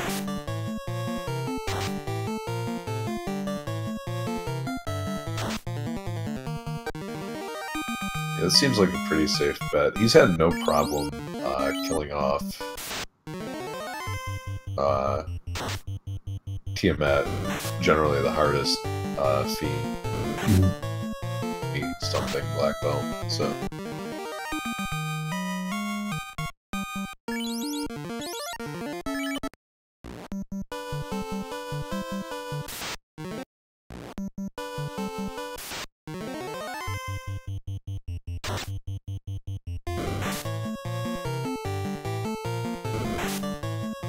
So I do have to ask, Will, how is it making you feel seeing Artea just make that many stakes, packing our freezers?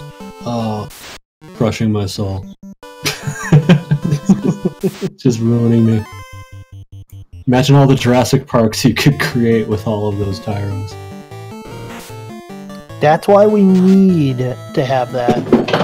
Yeah, but you know, all that red meat's gonna catch up to him eventually. Spent all this time trying to figure out how we could. We didn't stop to think about if we should.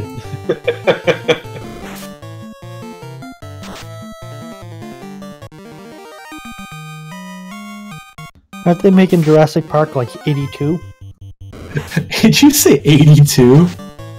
Feels like it. I think it was probably closer to like 92. Like 91, 92. No, the 82nd version of Jurassic Park. Oh, I thought you were asking what year it came out. The original one. Like, I'm older than Jurassic Park. yeah, I was gonna say, oops. No, I'm kidding. But yeah, it just seems like they've had so many, well, not remake, just expansions of it. Yeah. What would Crichton do, I guess? Probably not that.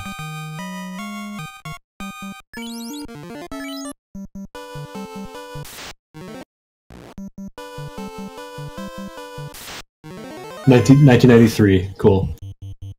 I knew I was in somewhere between 5th and 7th grade when that came out.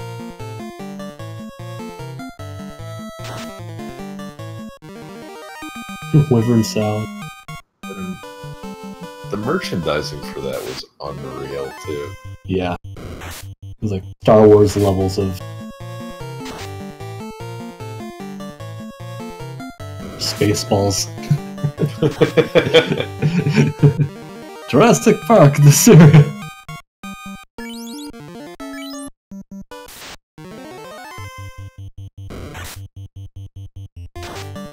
Still the best. The best dinosaur is still Raptor, Sorry.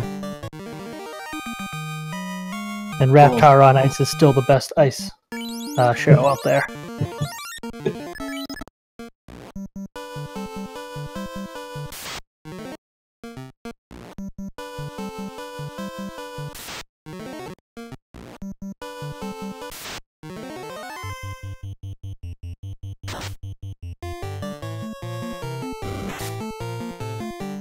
It's a dinosaur toy that breathes fire. That would have been acceptable back in 1992. Yeah. Nowadays, no.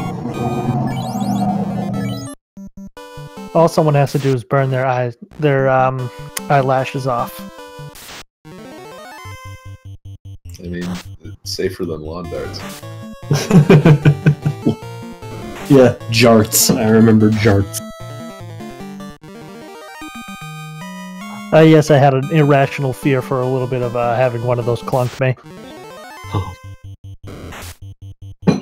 Even just thinking about it. Oh.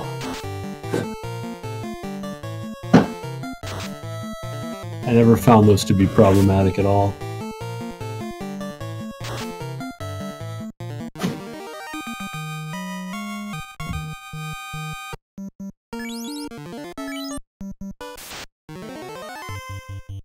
Is he up to 35 on his black belt? Are you talking about Artea here? Artea, yeah. Is he going to 42 or close to 42 with this thing?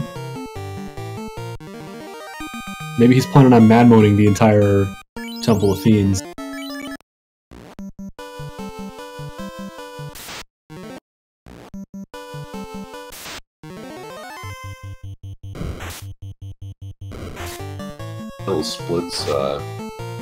Splits grind was way more efficient finding the sandworms. Yeah, sandworms are definitely the right call. Yeah, so 2 orbs lit for Split, 1 for Artea, 2 for Fuchsia, so they are making up for lost time, but I don't see them making it into Fiends, or through it rather, and hitting my estimate, so a little bit slower. I think if they found the crown earlier it would have been easier, but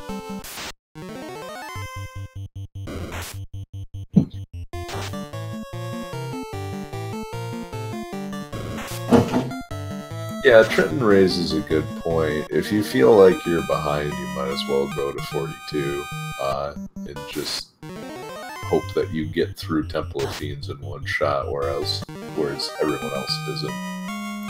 31 is the answer. He was at 31 now.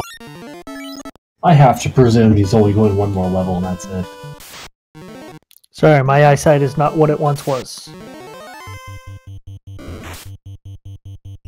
We're watching a low-res version of the race here, so it's not always easy to make out those numbers.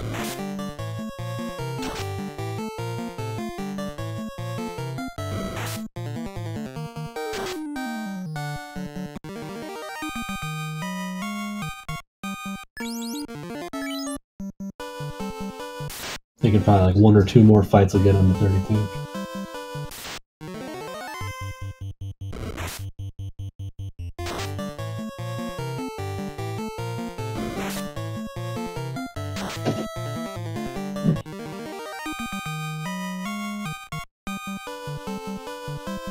However, with not having the Agama grind, you know what we missed out on, guys?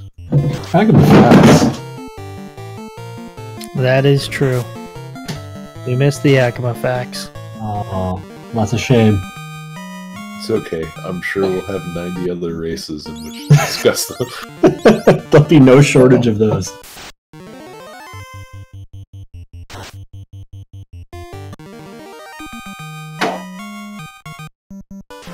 Because WizChag facts really are not that appealing.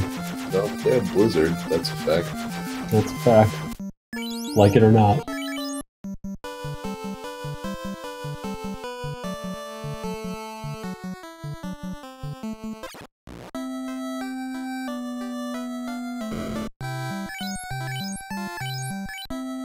That and sandworm facts don't roll off the tongue. Sandworm fact. Sandworm fact. I've never seen anyone grind sandworms before. They tried out for the movie Tremors, but we're told no. One of the sandworms and Kevin Bacon weren't getting along very well. Made eye contact with Kevin Bacon. Creative differences. Kevin Bacon wanted not to be eaten by the sandworm. The sandworm had other ideas. And the rest is history. The sandworm used crack on the set and was kindly asked to leave.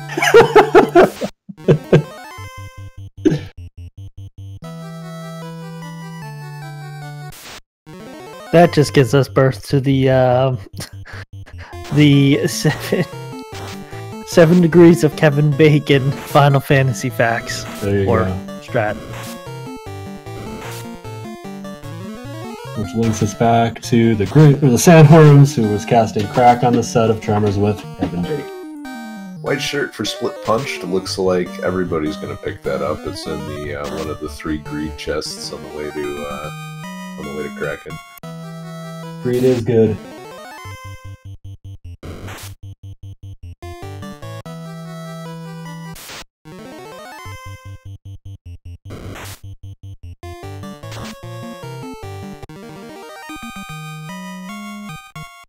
Tyro Bacon better than Kevin Bacon. I agree. Is that what the slab is made out of? Better than Sir Francis Bacon, though, I guess is the question. The slab's made out of agama bones. I know. Well, we've certainly got no shortage of those either. I guess that kind of qualifies as an agama fact, doesn't it? So you're not going to be deprived tonight, chat. We'll fit him in. Ooh, Ghost showing up to be a little beefy. 220's killing him. That was after a cast of mage staff. Oh. That'll teach me to look away from the screen.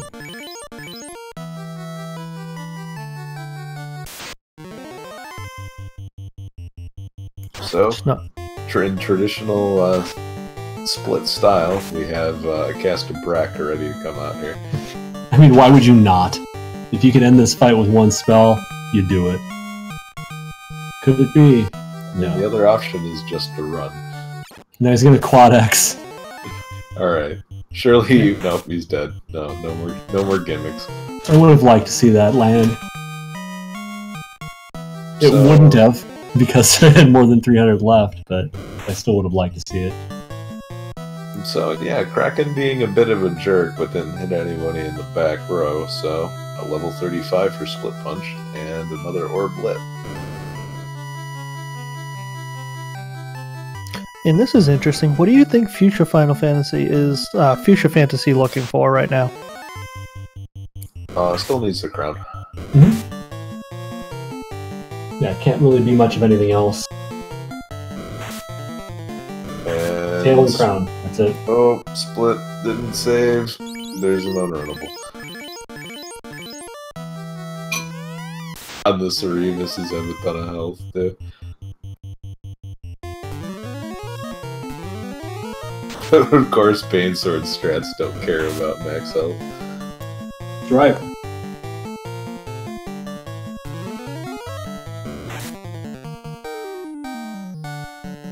Looks like Artea is finding out that Kraken is hitting hard.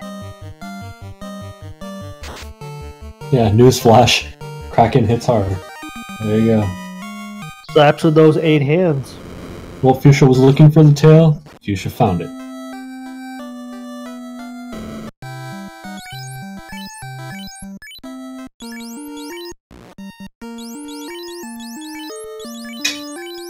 Alright, and now the Earth Cave. We'll get our first look at the bottom floors.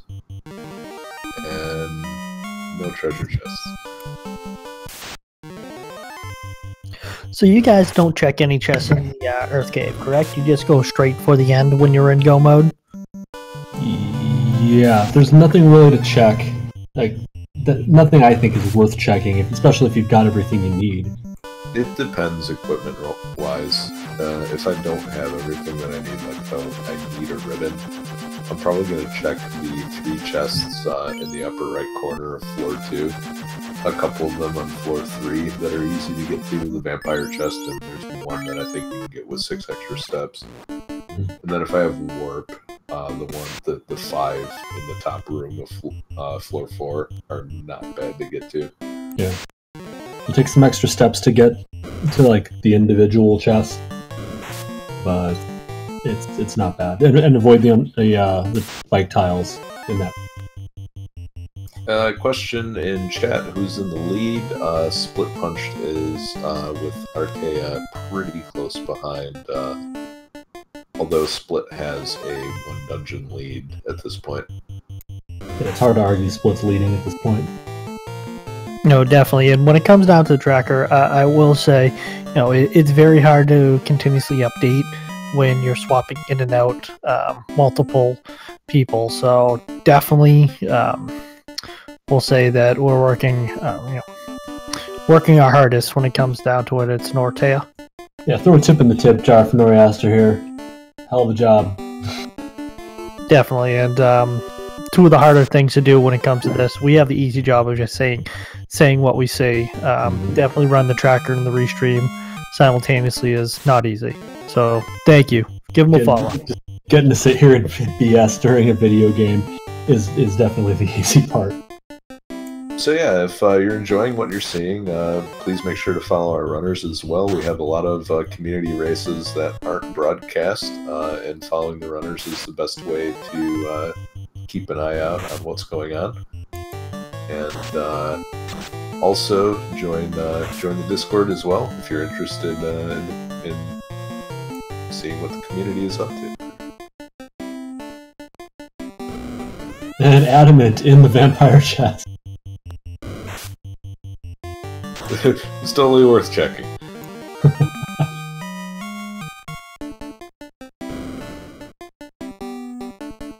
That'll teach you to be greedy.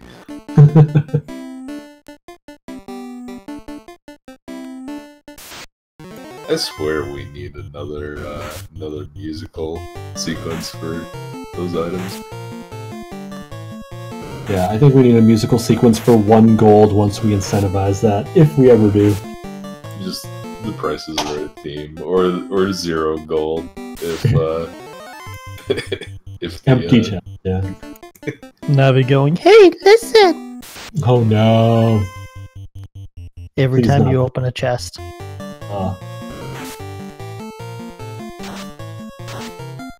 Yes, JC lately, that's correct. Only the knight can use Excalibur, which means no one is going to be using Excalibur, let alone cashing in the app.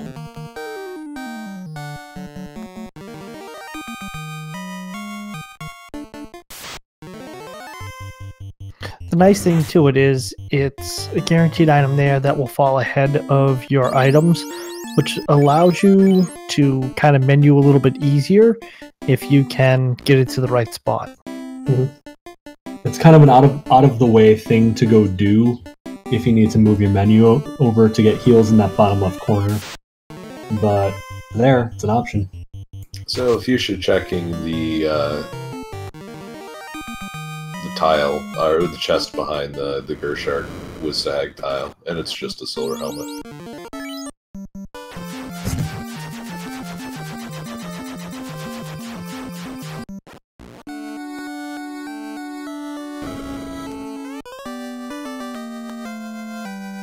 Ooh, what a twist! The old king was Astos all along. I had no idea. And we have simultaneous Astos fights. You don't see that every stream. I've seen some simultaneous Chaos fights. I've been in them, but I don't think I've ever seen simultaneous Astos fights. And, Split punch. Oh, go ahead. I was gonna say split punch saying, I'm the king now. Yeah, you gotta take a seat on the throne. Oh, that would be so fun. You can do that.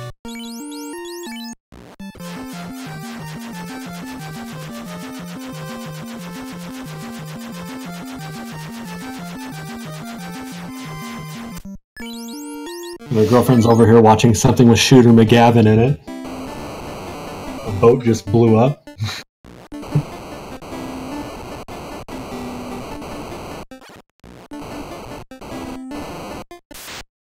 Oh, there we go. Fuchsia's got one of the best fights you could hope for as far as XP.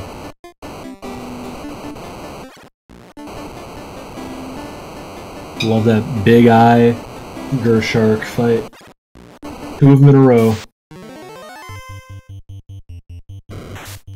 So it's definitely looking like Split Punch is going to have a couple minute lead on Artea going into the Temple of Fiends Revisited.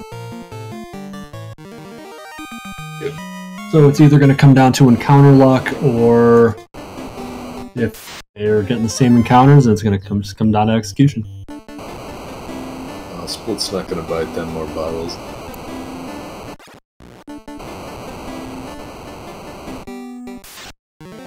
So right now, at the 2-hour mark, is the first person entering in the Temple of Fiends. So that's kind of close. Well, Temple of Fiends can be 5 minutes or... Yeah. I don't know if I've ever had a 5-minute Temple of Fiends, but certainly I've had like 7 or 8. And I've also had it last close to 20. I think 3 hours was my worst Temple of Fiends.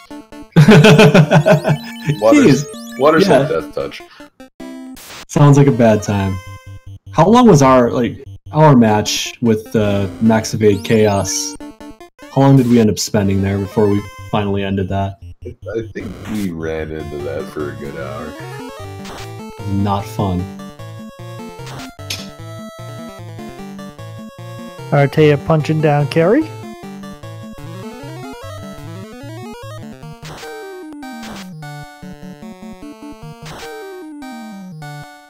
And Fuchsia about to punch down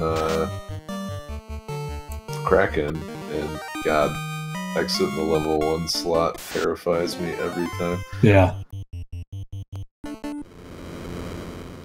It's a good habit to get out of doing.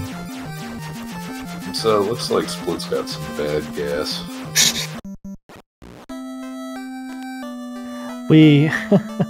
I think everyone at least does it, keeps it there once until they've all exited out on accident.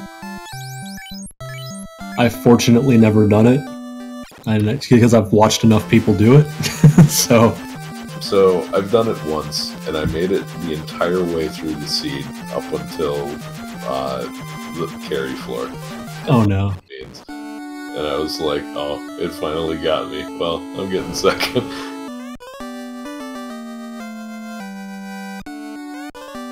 Yeah, I guess a steady diet of nachos will give you gas problems later.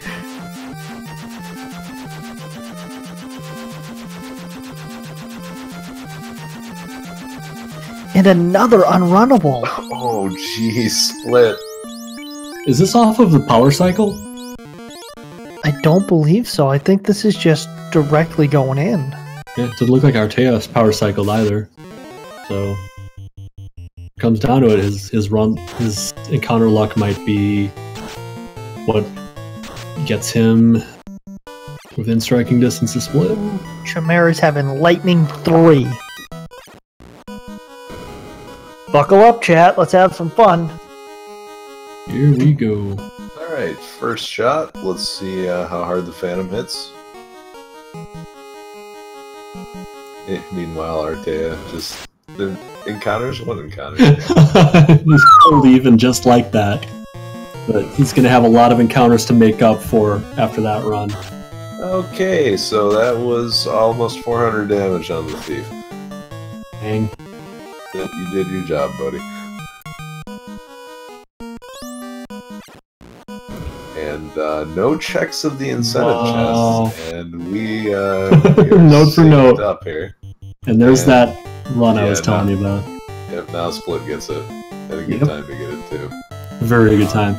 Yeah, So Artea's gonna run into like zombie dragons, frost giants, frost wolves. It's gonna get really nasty for him. Yeah, on that particular floor, I think groups 1 through 4 are all unrunnable. It's by far the worst. I think you're right. And there's some Germaduces, and they have Brack and Oh, Frost.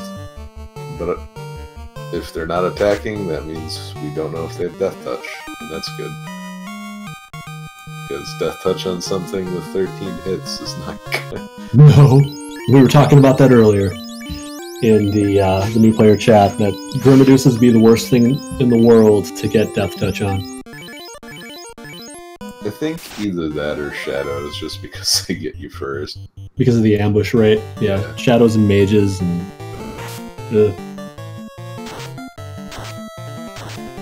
And another unrunnable on his side. So yeah, it looks like he's going to have a couple back-to-back-to-back unrunnables. Yep.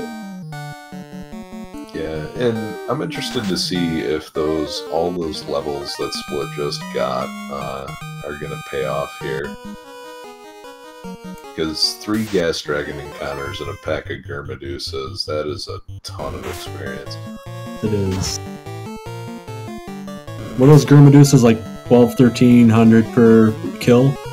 Yeah, they're it show up in packs of 5. Yeah. And I mean, it's kind of one of those things, like if they showed up in those size packs in Sky, that may be a grind strategy in and of itself. For sure. But Fuchsia ran into one of those in Sky and only 2.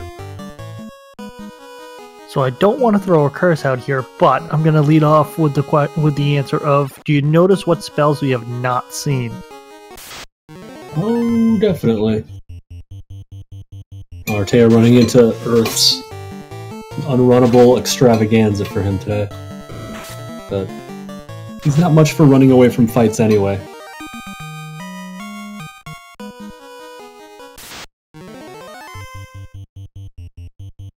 We haven't seen fast, that's for sure.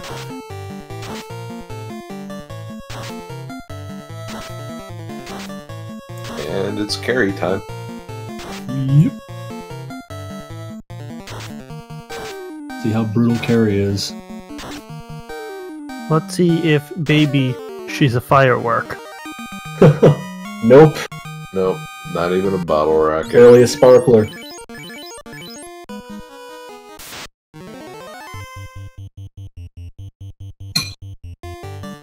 And you got Split being very careful with using and taking advantage of all of the free spots. It'd be silly not to. Well, he almost did. He actually missed 2 or 3 there inside the last room. But most of them. Good enough. And another long run on this floor as well. Fun useless fact, it is 66 steps from the carry steps down to the water floor to Kraken. If you take the optimal route with every single available safe step you can take. So Split getting the lead off, white shirt and temper. So with 2 stacks of evasion, in most cases this black belt will be safe from getting hit. Having the hero run Artea did on Carrie's floor.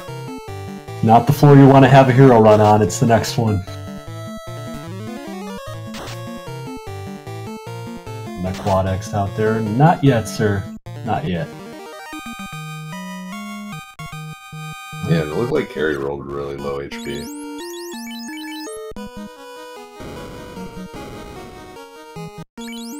And Kraken down on Split side. So, 2 more threats to go. Taya's not out of it yet. But that's not going to help.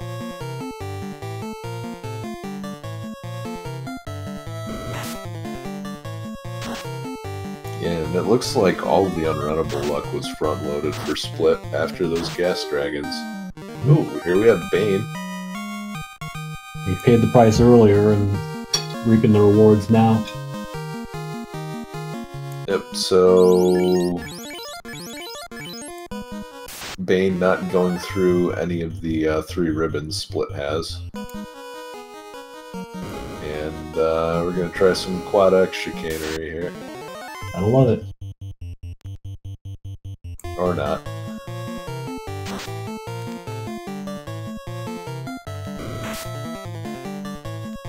But White Mage survives, and that's what matters.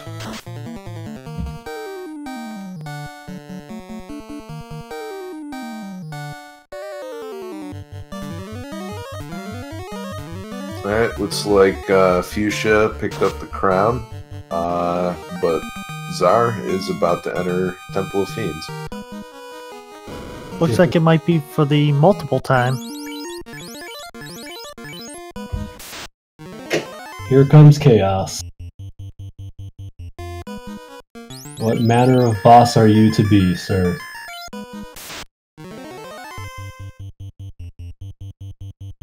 Artea onto the Kraken fight right now.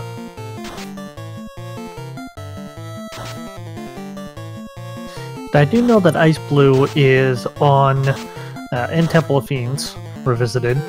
Last I knew, he was pulling up close to Phantom, hit that bunch of unrunnables. He is currently on Phantom.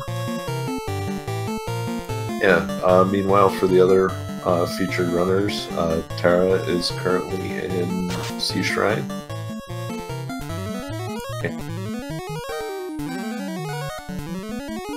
Or excuse me, Mirage.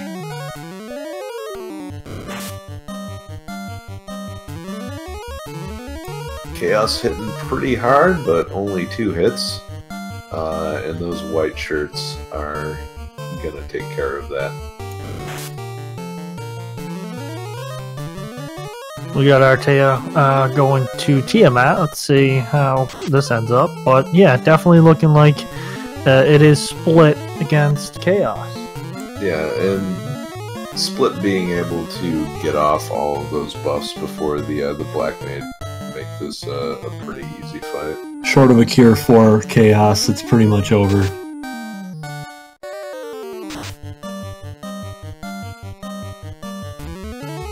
$10.71 and Chaos still isn't down, so rolling pretty close to max. And oh, no Bane through the ribbon. That's got to be scary though. Yeah, never want to see that. Quad axe, do it. Here's the Brack. He went Brack. And Chaos is down. Yeah, and time. Good game. Good job to Split punched. Yeah, Split finishing with an official SRL time of 2:11:31. We'll see if we can get him in here for some comments and a quick interview. Lately, he's definitely had Artea's number here at the very end of races.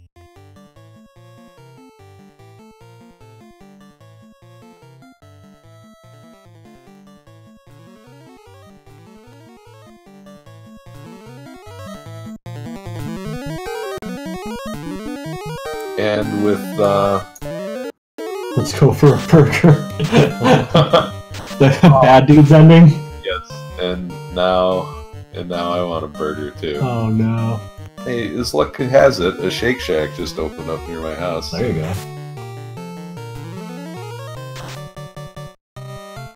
What did we just? Oh, this is Len. We have Len back. And we have a forfeit. Looks like Quicklet is hanging it up here.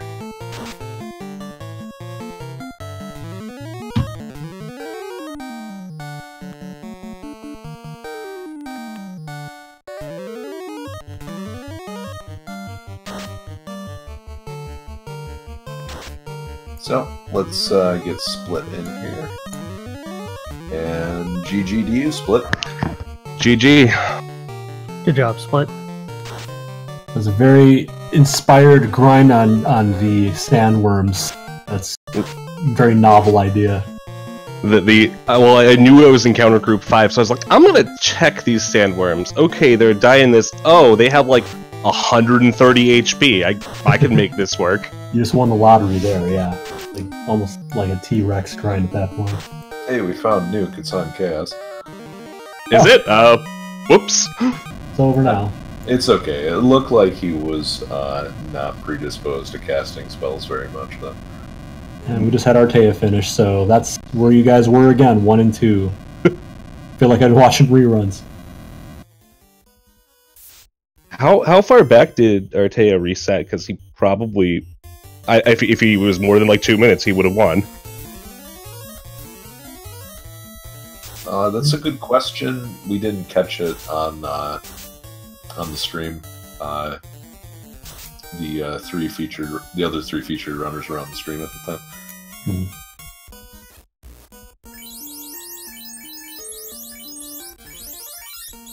It sounds like Zara's playing on an old Curtis Mathis floor model television here. I don't know what that sound is.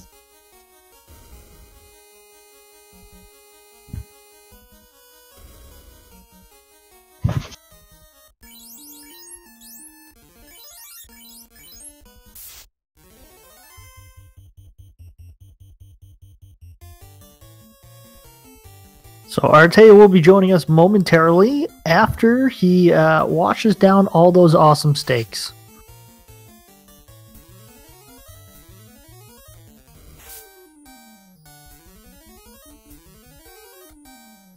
So we have Ice Blue on the water floor, as well as we see Zar fighting Carrie.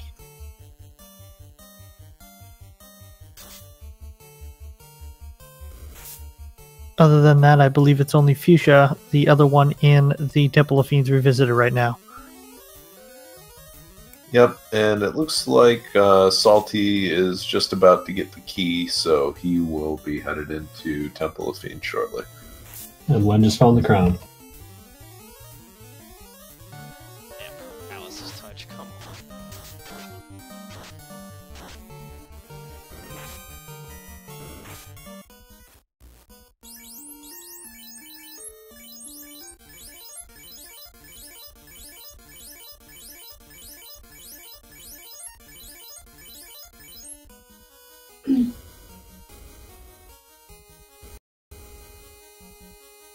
So, Split, as we have you here, anything that you want to tell the randomizer community about how you've taken the game, so we'll say it fast, and been doing so well as of late?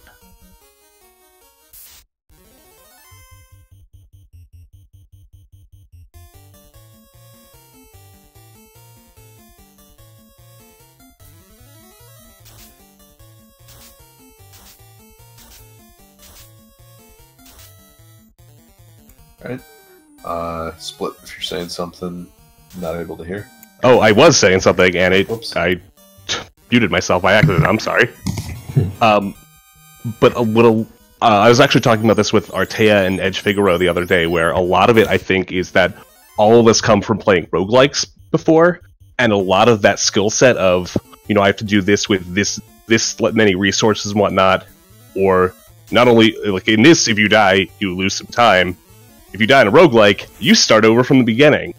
So a lot, like, kind of the pushing, like, what can I get away with without being, just barely get away with? I think a lot of that skill set and deciding things based on what you've got on the fly carries over. It's just a matter of learning the specifics to FF1. Okay, no, definitely. By the way, just to let everyone know, X-Ice Blue is on Kraken Revisited with just his white mage left. Oh, I just saw that crack hit. Fade. Gets Big through. money on the fade. Damn. No whammy. Nice. You the real MVP.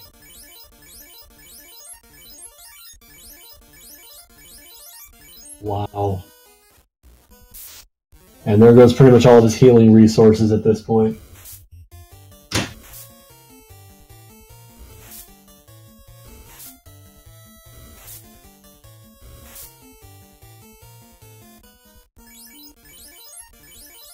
Okay, it looks like we were able to get Ice Blue onto the feature stream.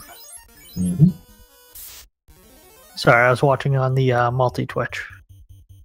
Yeah, now it looks like Zar's going to have an opportunity to make up some time, unless he keeps running into Reinhold.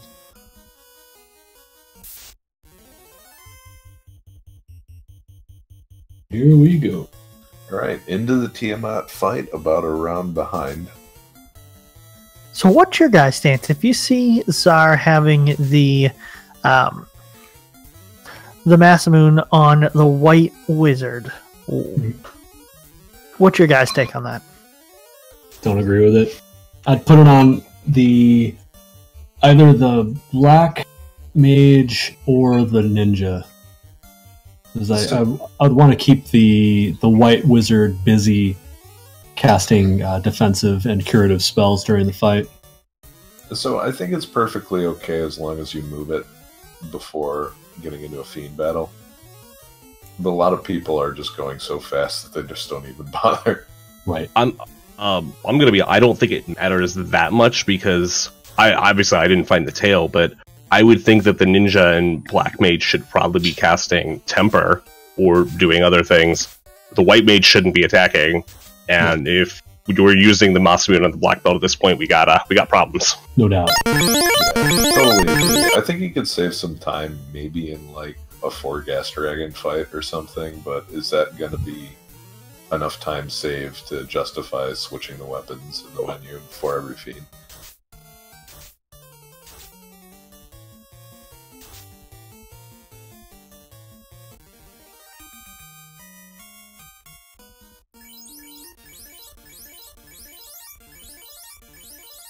And looks like Tarlin just forfeited, so she is gonna try her luck on a different race.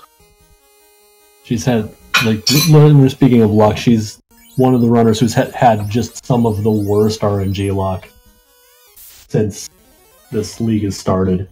Yeah, and it looks like she wiped to the Gershark Big Eye group.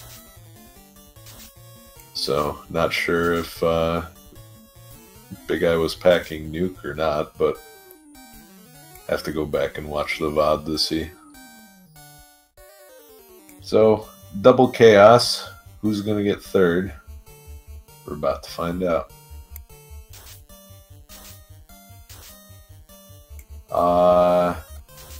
Maybe not Ice, because he just has a ninja and a black wizard right now. I was gonna say, yeah, that's gonna be a tough one, especially with the ninja being down to such a little health. Well, he's not gonna be happy if he finds out about Nuke. Is it a meme if I said that she should just YOLO for Bane when he's casting Ice 3 instead? He actually did YOLO for Bane initially. Yeah. I don't know why he switched to Ice.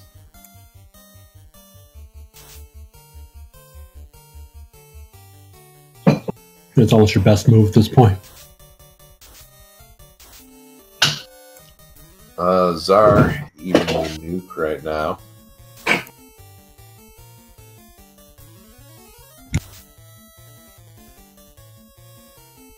And he's finding Nuke. And unfortunately, he is stepping away from that seed.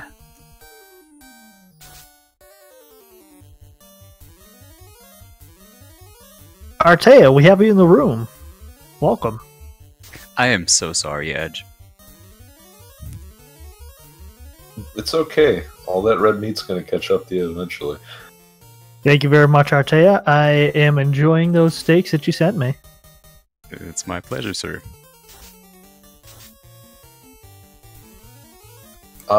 It looked like you and Split Punched had the same strategy of doing an overworld grind, which looked to be the correct choice given how not fun a lot of the typical spots were.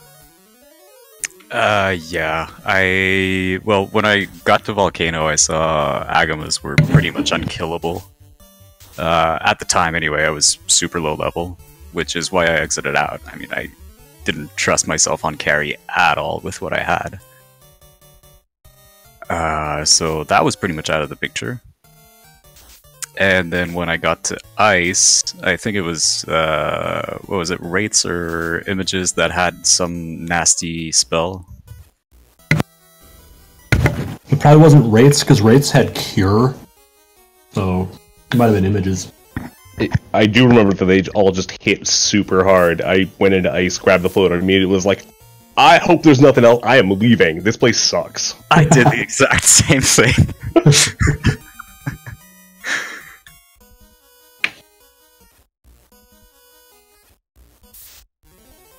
So it looks like we'll be having more people join us. As that's happening, I will say thank you, everyone. I'm stepping away for the rest of the evening. It's been a pleasure having you as always. Yeah, Thank you very much. Joker. It was very much fun, Edge. Very much fun, Will. I look forward to doing it again with both the worst. Split, Artea. Awesome watching you guys. Thank you, sir. Can't wait to Thank cook you. up those steaks, huh? Can't wait.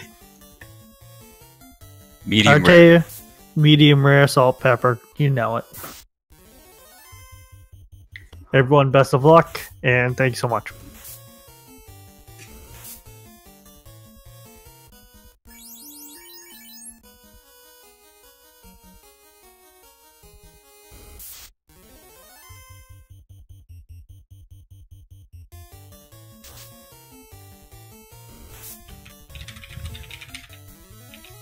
So, have a few more forfeits. It looks like the next people that are set to finish are Fuchsia Fantasy and Salty Fry.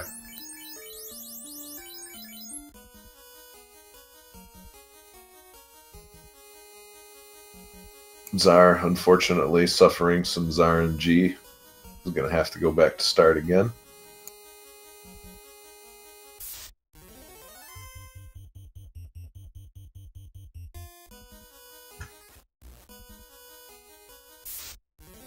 And we'll see if we can get a fourth stream up here in a bit.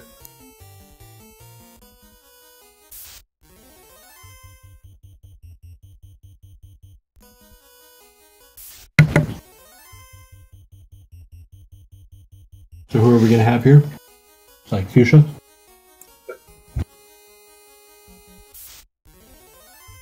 And fortunately, we haven't seen any Banes through ribbons this seed. You probably just jinx Czar, though. Czar existing Czar from what I've seen. No offense. I was gonna say, to be fair, you're not jinxing him. He's already came into the race that way.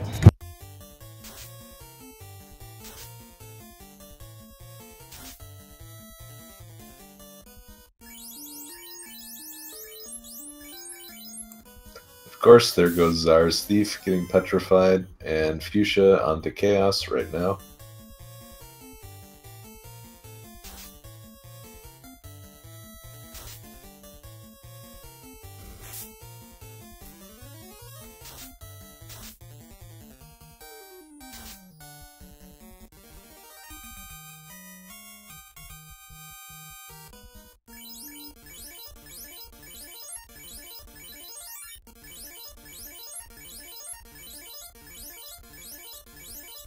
Another white shirt, and that defense sword is not going to help versus Bane.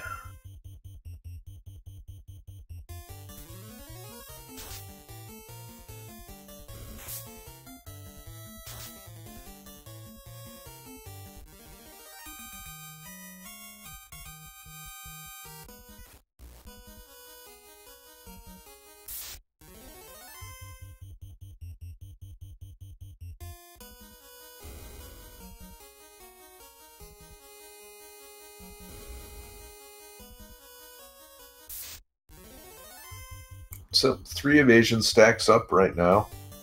Chaos starting to go through the spell list, so Nuke is coming up.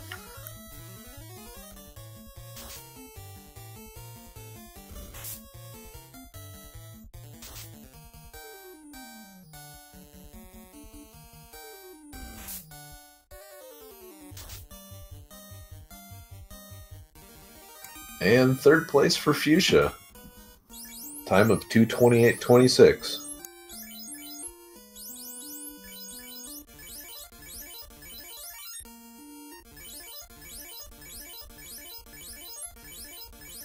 See if we can get Fuchsia in here for an interview. Fuchsia's new but impressing very, very quickly.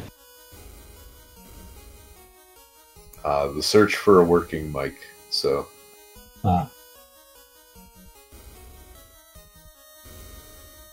So, Split, you mentioned the location of the crown, and I actually predicted it before anybody had gone to Mirage Tower.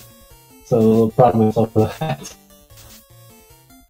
I really hate the crown being there because it's one of those like I guess I'll check it, but I don't want to like that. Yeah. That one chest in Earth. You know the one.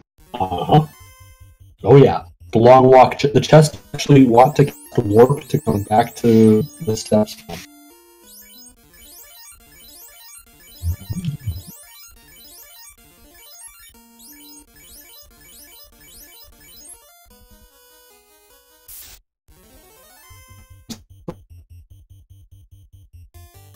Breaking up a little bit there, Will. Oh, I said, here comes Salty Fry.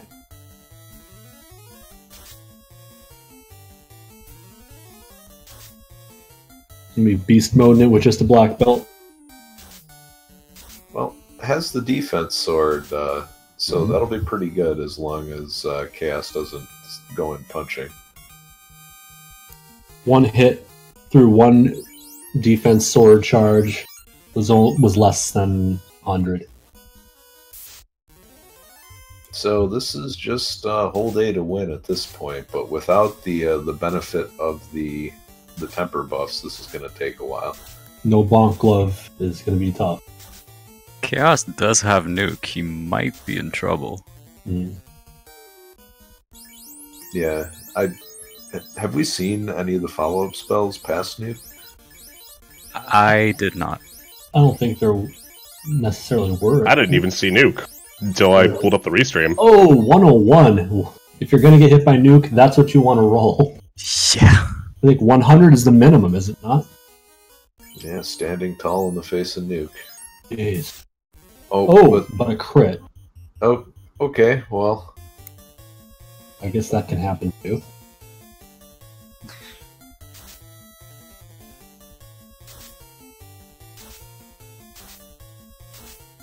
Gets it done with 54 health to spare. Salty Fry coming in, Quattro. Alright, and let's pull Fuchsia Fantasy in here. GG to you, Fuchsia.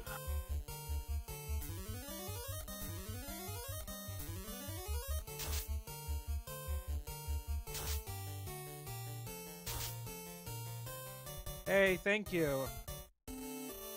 Congrats Oh my on God, third place.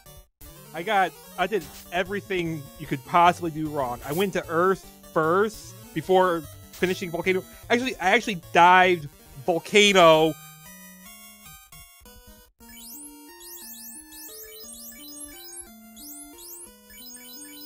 Sorry, we lost you there for a bit. Oh yeah, I had some echo issues. Yeah, I actually dove Volcano really early, but I realized that the Agmas weren't grindable, the Red Ds weren't grindable, and I had no way to kill Carrie.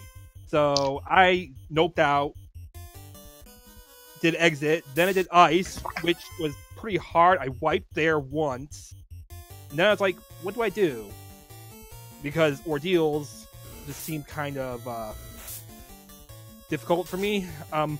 So I actually did Earth because I thought I was way behind based on noping out of Volcano.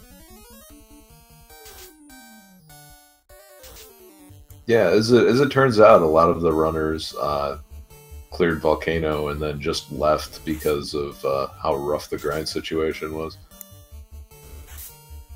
Yeah, I wound up grinding on zombie dragons. I don't know if you caught that. Yeah, the zombie dragons seemed like they were pretty reasonable in comparison to everything else. And they have Salty Fry here as well. GG to you.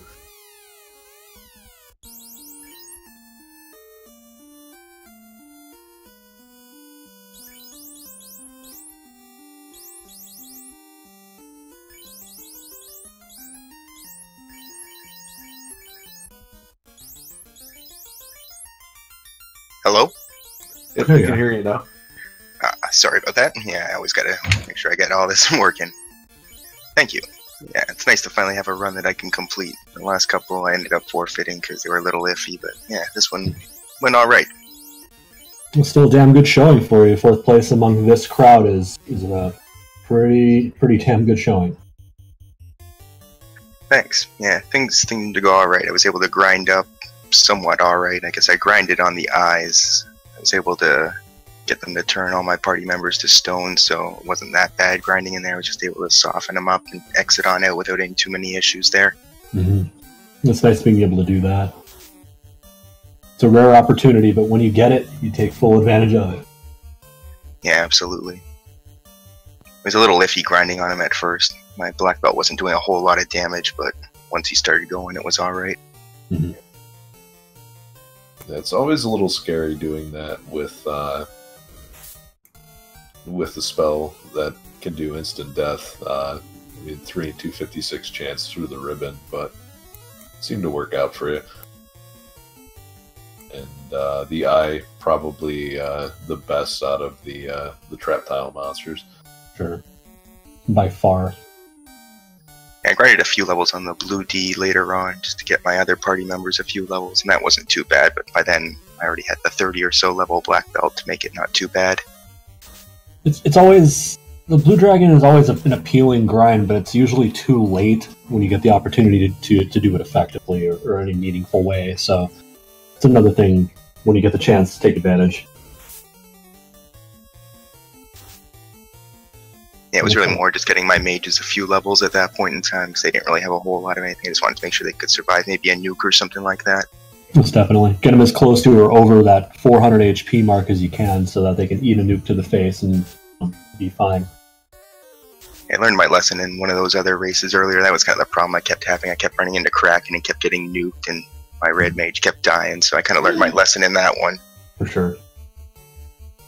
Yeah, I've been able to double grind before. Double grind a mage with my black belt just to keep them, in survivable mode, like a red mage or a white mage. But that's rare too. Yeah, so very interesting that the top 4 finishers of this race all used different grind strategies. Salty went with the Eye, Fuchsia went with the Zombie Dragons, and Artea and Split both did overworld grinds, but in different areas. It looks like Zar's about to finish up here too, if he can keep his black belt alive long enough. Which he did.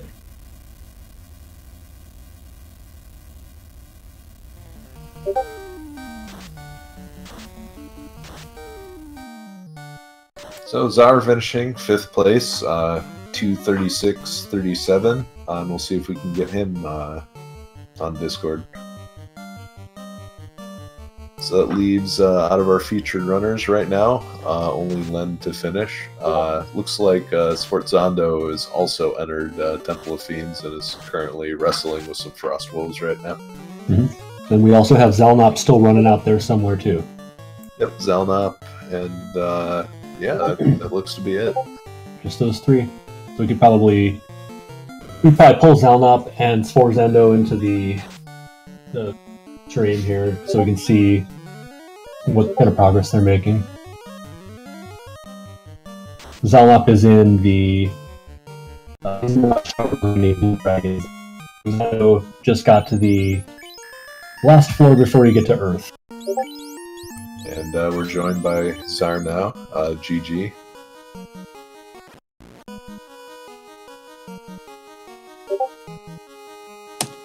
GG all. That was a bit discouraging there at the end. Yeah, rough luck on the Chaos fight. That's the norm for me. Yeah, someone was talking about possibly jinxing you. I said, no, you did not jinx Zar. Zar came into this thing jinxed, so don't worry about it. So routing, I'm guessing that, once again, Split Punched and Artea managed to save a lot of time with their routing, yes? More of a grind decision, I think. Yeah, Split and Artea both did overworld grinds. The legendary sandworm grind. Which I've literally never seen anyone do before. I guess the opportunity is not frequent, but yeah, it's nothing I've ever seen happen. And it was like I said, a very inspired decision. Knowing you had the group 5 fight there, take full advantage of it. Yeah. Go ahead. Oh yeah, no, it's one of those rare encounters, but it's actually worth quite a bit of experience, so that wasn't a bad choice at all.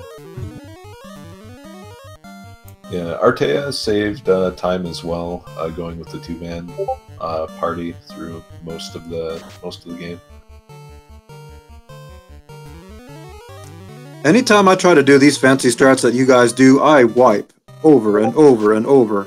So it's something you guys specialize in. I just look for the thing that seems like, I'm gonna test this just to see if it works. Oh, I died. Okay, gone. It's like, I'm gonna test. Oh, these sandworms have like 120 health. It's like an Agama, but safe. This is awesome. Yeah. It's gonna lower base HP than an Agama does too, by almost 100. So even at its worst, I think it was probably only going to pull like 450 or so. So no matter what, you were good. As long as it didn't evade or have really high absorb, you were good.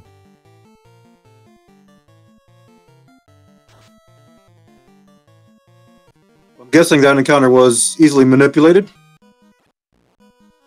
Yes.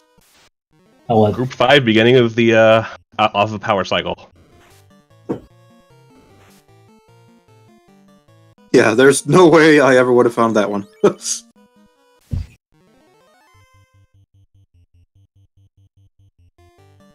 ended up grinding on the waters, as you all saw, which weren't too bad. Yeah, it's another enemy I've never seen really grinded in earnest before. So a lot of unique things happening in this race. Like, you know, the top 4 finishers all grinding in different spots. I don't think I've seen that before.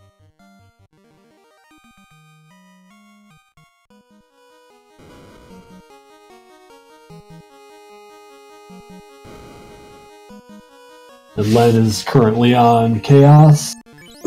He just ate a nuke. His black belt's down to 69 health. And not doing a ton of damage.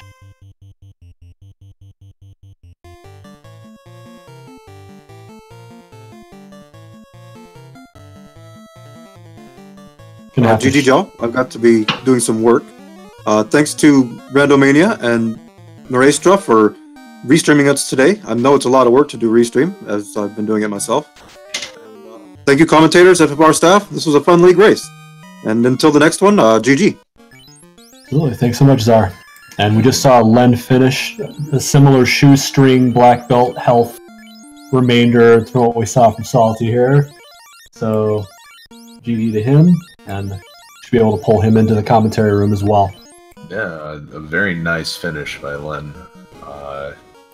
And looks like Swartzando is going to be the next one, and Zelnop is just going to get some levels, punching this blue dragon repeatedly.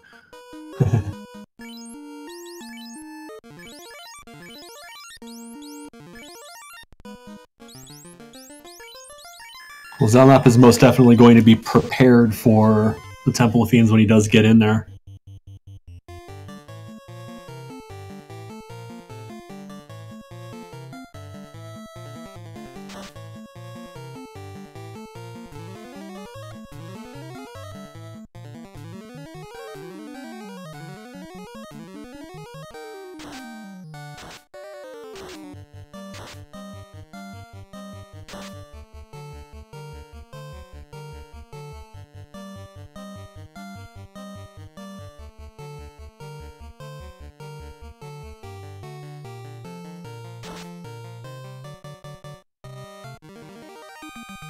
Zano getting through Kraken 2 Electric Glue.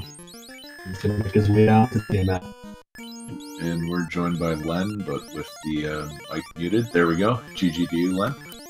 No, thanks, guys. Wow, that was the early part was pretty brutal. Temple of Fiends is pretty easy, despite a nuke that almost sank me. Yeah. Way to shoestring it at the end there. Yeah, clutched it out, though. Rough going on the grind, though, this seed. Yeah, until I got that Mesomoon, I really didn't have a good way to find a grind to do, and I was really running around, and I really couldn't kill a fiend until after I had done some kind of grind. So in the middle there, at about the 1 hour 20-minute mark, it was really tough to decide what to do. You weren't alone either. Everybody was having a hard time with grinding, with or without the Masa. Everything was pretty durable or hit really hard. Nothing was really a good payoff for a grind. So the top 2 runners had environmental grinds. You had Split doing a sandworm grind off of Power Cycle. It was a Group 5 fight. He was fighting those in the Ordeals Desert. And Artea was fighting Tyros. I really thought about doing Tyros. I couldn't think of an easy way maybe to kill off the rest of my party around the Tyros, but the Tyros were easily accessible through the power cycles. Mm-hmm. I found right anklios were really good at killing your party members. No Sometimes doubt. a little too good. No doubt, they're hitters no matter what seed you're in. Triple digits almost guaranteed. For the top two, I saw Split and Artea finished really close. Mm-hmm. Got it. Yeah, they were about 2 minutes apart. We got a re. And then same deal between third and fourth. That was about 3 minutes apart, so pretty close finishes.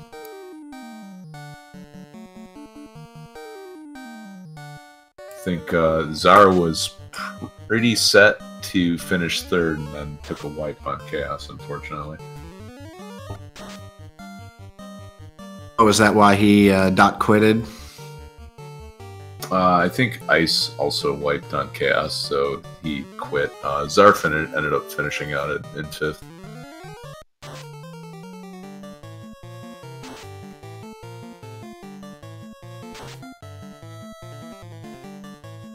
So Sforzando taking on Tiamat right now.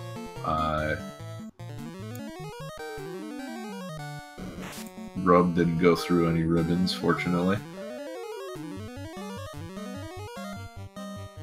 And when I did my grind on the eye, I was afraid that his stone poison, was going to go through my ribbon after it went off enough times.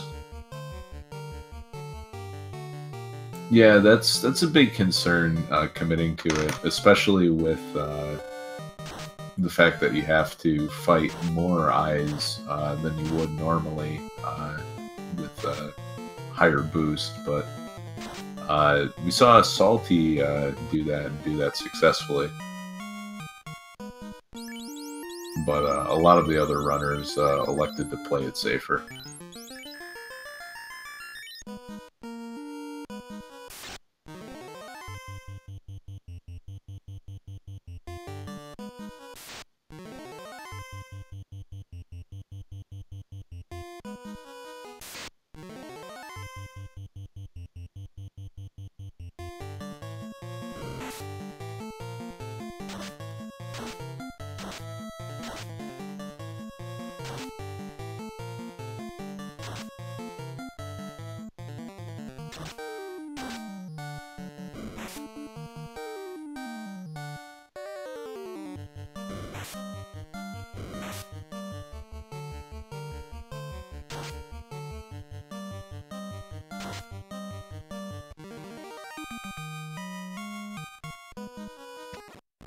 So, Sforzando taking out Tiamat, and now gets his crack at Chaos.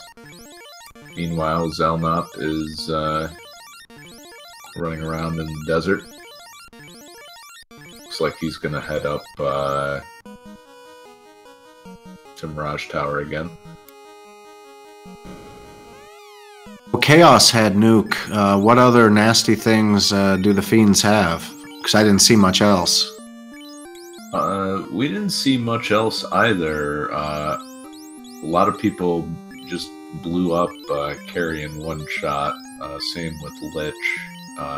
Nobody found Warmech, and I think Kraken was at his worst, punching people rather than casting abilities or spells. I thought Chaos had nuclear. He might have had nuclear, but he went nuke on me. I definitely remember seeing him have Inferno, but for a lot of people, the second skill wasn't seen, so quite possible that it was nuclear. The Chaos is harder than it seemed. To me, it seemed like a pretty easy fight. He had Bane. I think that's the only spell I saw.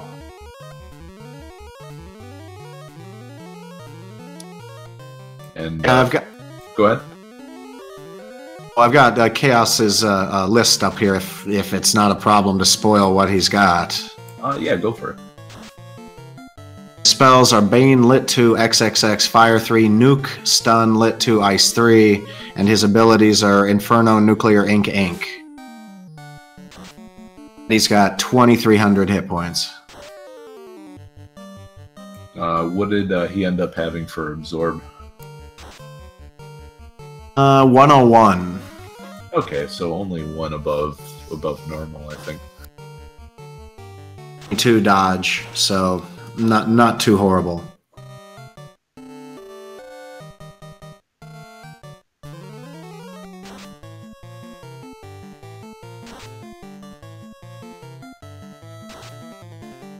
Tiamat 2 has the Cure 4 in the 4th spot of his magic.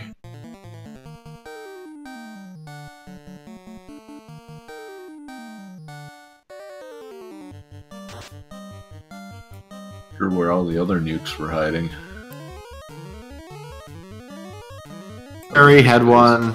Yeah, Carrie had one nuke at the very, very end of her list. Warmack had one. Ah, okay. And speaking of the nuke, here it comes, and now it's Sforzando's turn to roll with the solo black belt.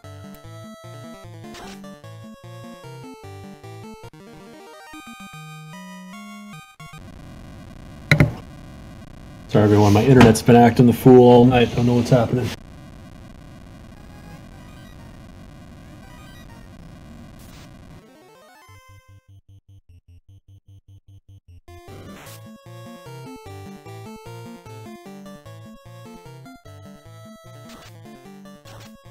So Sforzando finishes at 251.01 and states in chat that he's channeling his inner Jim Mora. Playoffs. GG Sforzando. GG everyone. Channeling your inner Jim Mora, huh? Yeah, we couldn't get anything going offensively in that second half. We really sucked there. We couldn't run the ball. Didn't try to run the ball. Couldn't throw the ball. Couldn't complete a pass. The coaching sucked. The players sucked. That's just how I felt that whole game.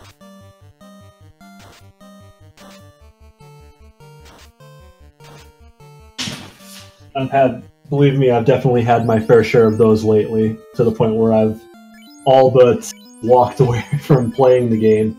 Still love it, still love watching it, talking about it, commenting on it, but I needed to take a step back because too many races like that were just frustrating me beyond belief. Yeah, I couldn't get a grind going to save my life. Oh, that was thematic in this seed. Split ended up doing a sandworm grind, and Artea grinded on the Tyros, so he had 2 environmental grinds that the number 1 and 2 finishers ended up doing. So it was an unorthodox seed for everyone.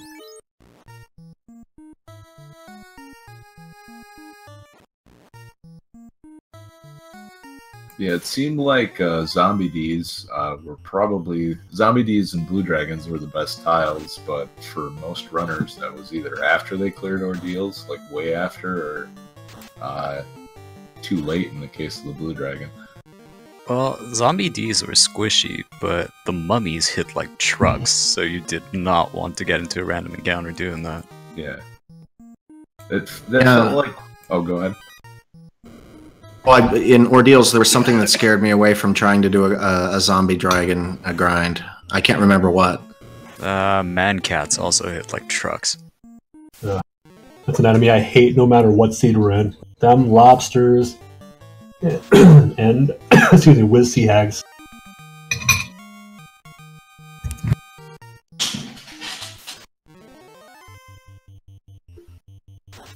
Yeah, the more we go and the more we go, the more I think I'm just going to take my .05 and retire from the rest of this round. I feel similarly about my .15. Alright, crown for Zelnop, and he is ready to finish this out.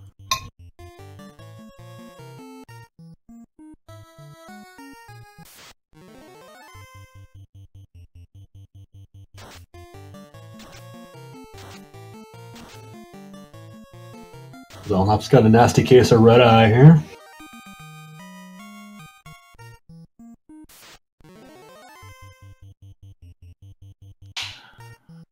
right, guys, it's getting late where I'm at. I gotta sign out. It was good racing with you guys. GG's, especially to Split and Artea. Great job, you guys. All right, GG, Len. Glad to have you. Have a good night. Yeah.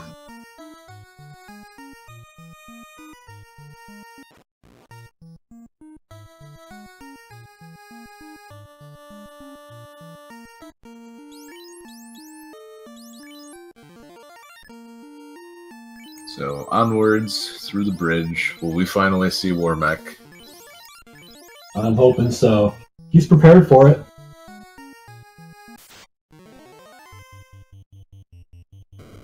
Nope. Just some metal slimes. But they're not running away. No. And we have a green Naga, it looks like. Huh. Some red hairs. Yeah. A blood NATO.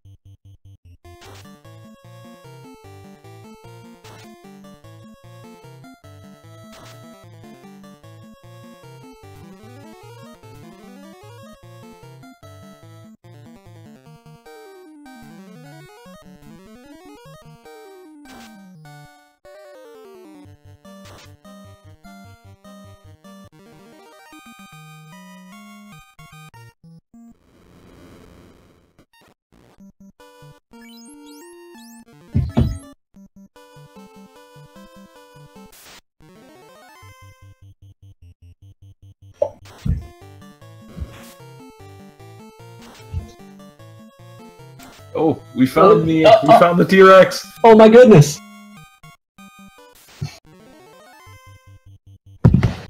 Man, that's a heart-skipping palette swap right there.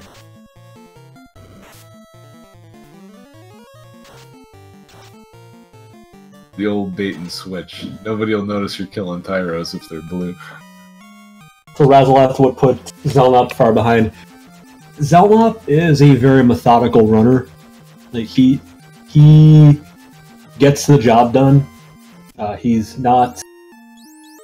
I don't want to say this in a way that makes him sound like he's not fast runner, but he does a lot more preparation than some of the other runners do. But he will finish the race. Okay, so with one runner left, I think it's a good time to start wrapping up. So just some programming notes. We'll have much more Final Fantasy Randomizer League on this channel. So if you liked what you saw, definitely give Randomania and the other Randomania channels a follow. We'll have a lot more League action up on here. And Zelda 1 Randomizer also returns to this channel on Monday. So lots to look forward to as far as programming goes. Definitely, like I said, throw this channel a follow. Lots of good stuff on here. It's always a fun time when we have the league races broadcast here. And we get to see a variety of runners, a variety of strats for playing this game. See the best doing what the best do. And you see some unorthodox strats as well. And sometimes those two intermingle like they did tonight. So yeah, very interesting differences in strategy to see. Fun match to commentate. Definitely enjoyed it.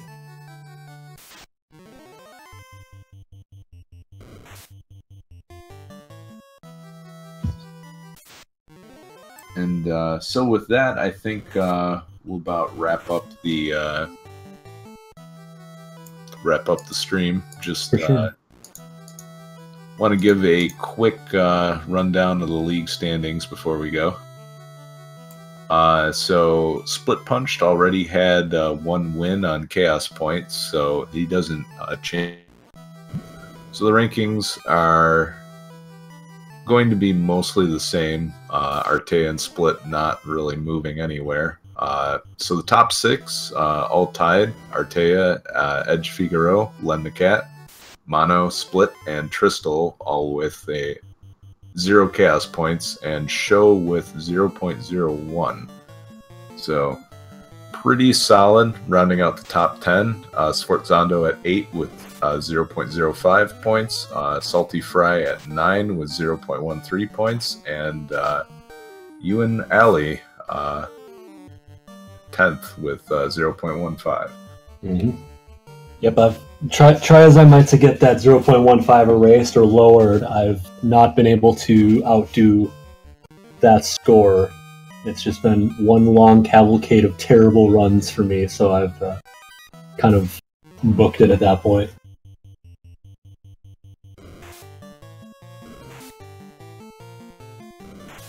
Somebody asked us how many have finished this race. The answer to that question is so far 7. We've had 4 forfeits, and Zaunlap is the only runner still running. So, provided he finishes, we'll have about a 2/3 finish rate, whereas yesterday we had about the opposite of that. It was about 6 out of 16. So I don't know if anybody has any final words here. Salty, you're still in the commentary room here. Artea, you're here on mute. Our tracker, Noriestra, also here on mute. Love to hear from any of you before we sign off. All right, just thanks for tuning in. Thanks for commenting. Thanks for putting this all together. It's been a lot of fun. Yeah, just want to give shout outs to the league organizers, of which Edge is one, and Randomania for hosting this tonight.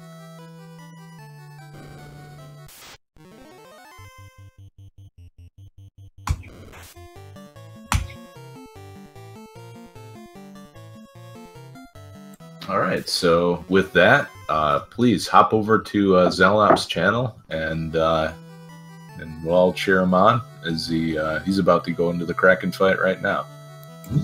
So thanks for watching, everybody. Have a good night. Take care, everybody.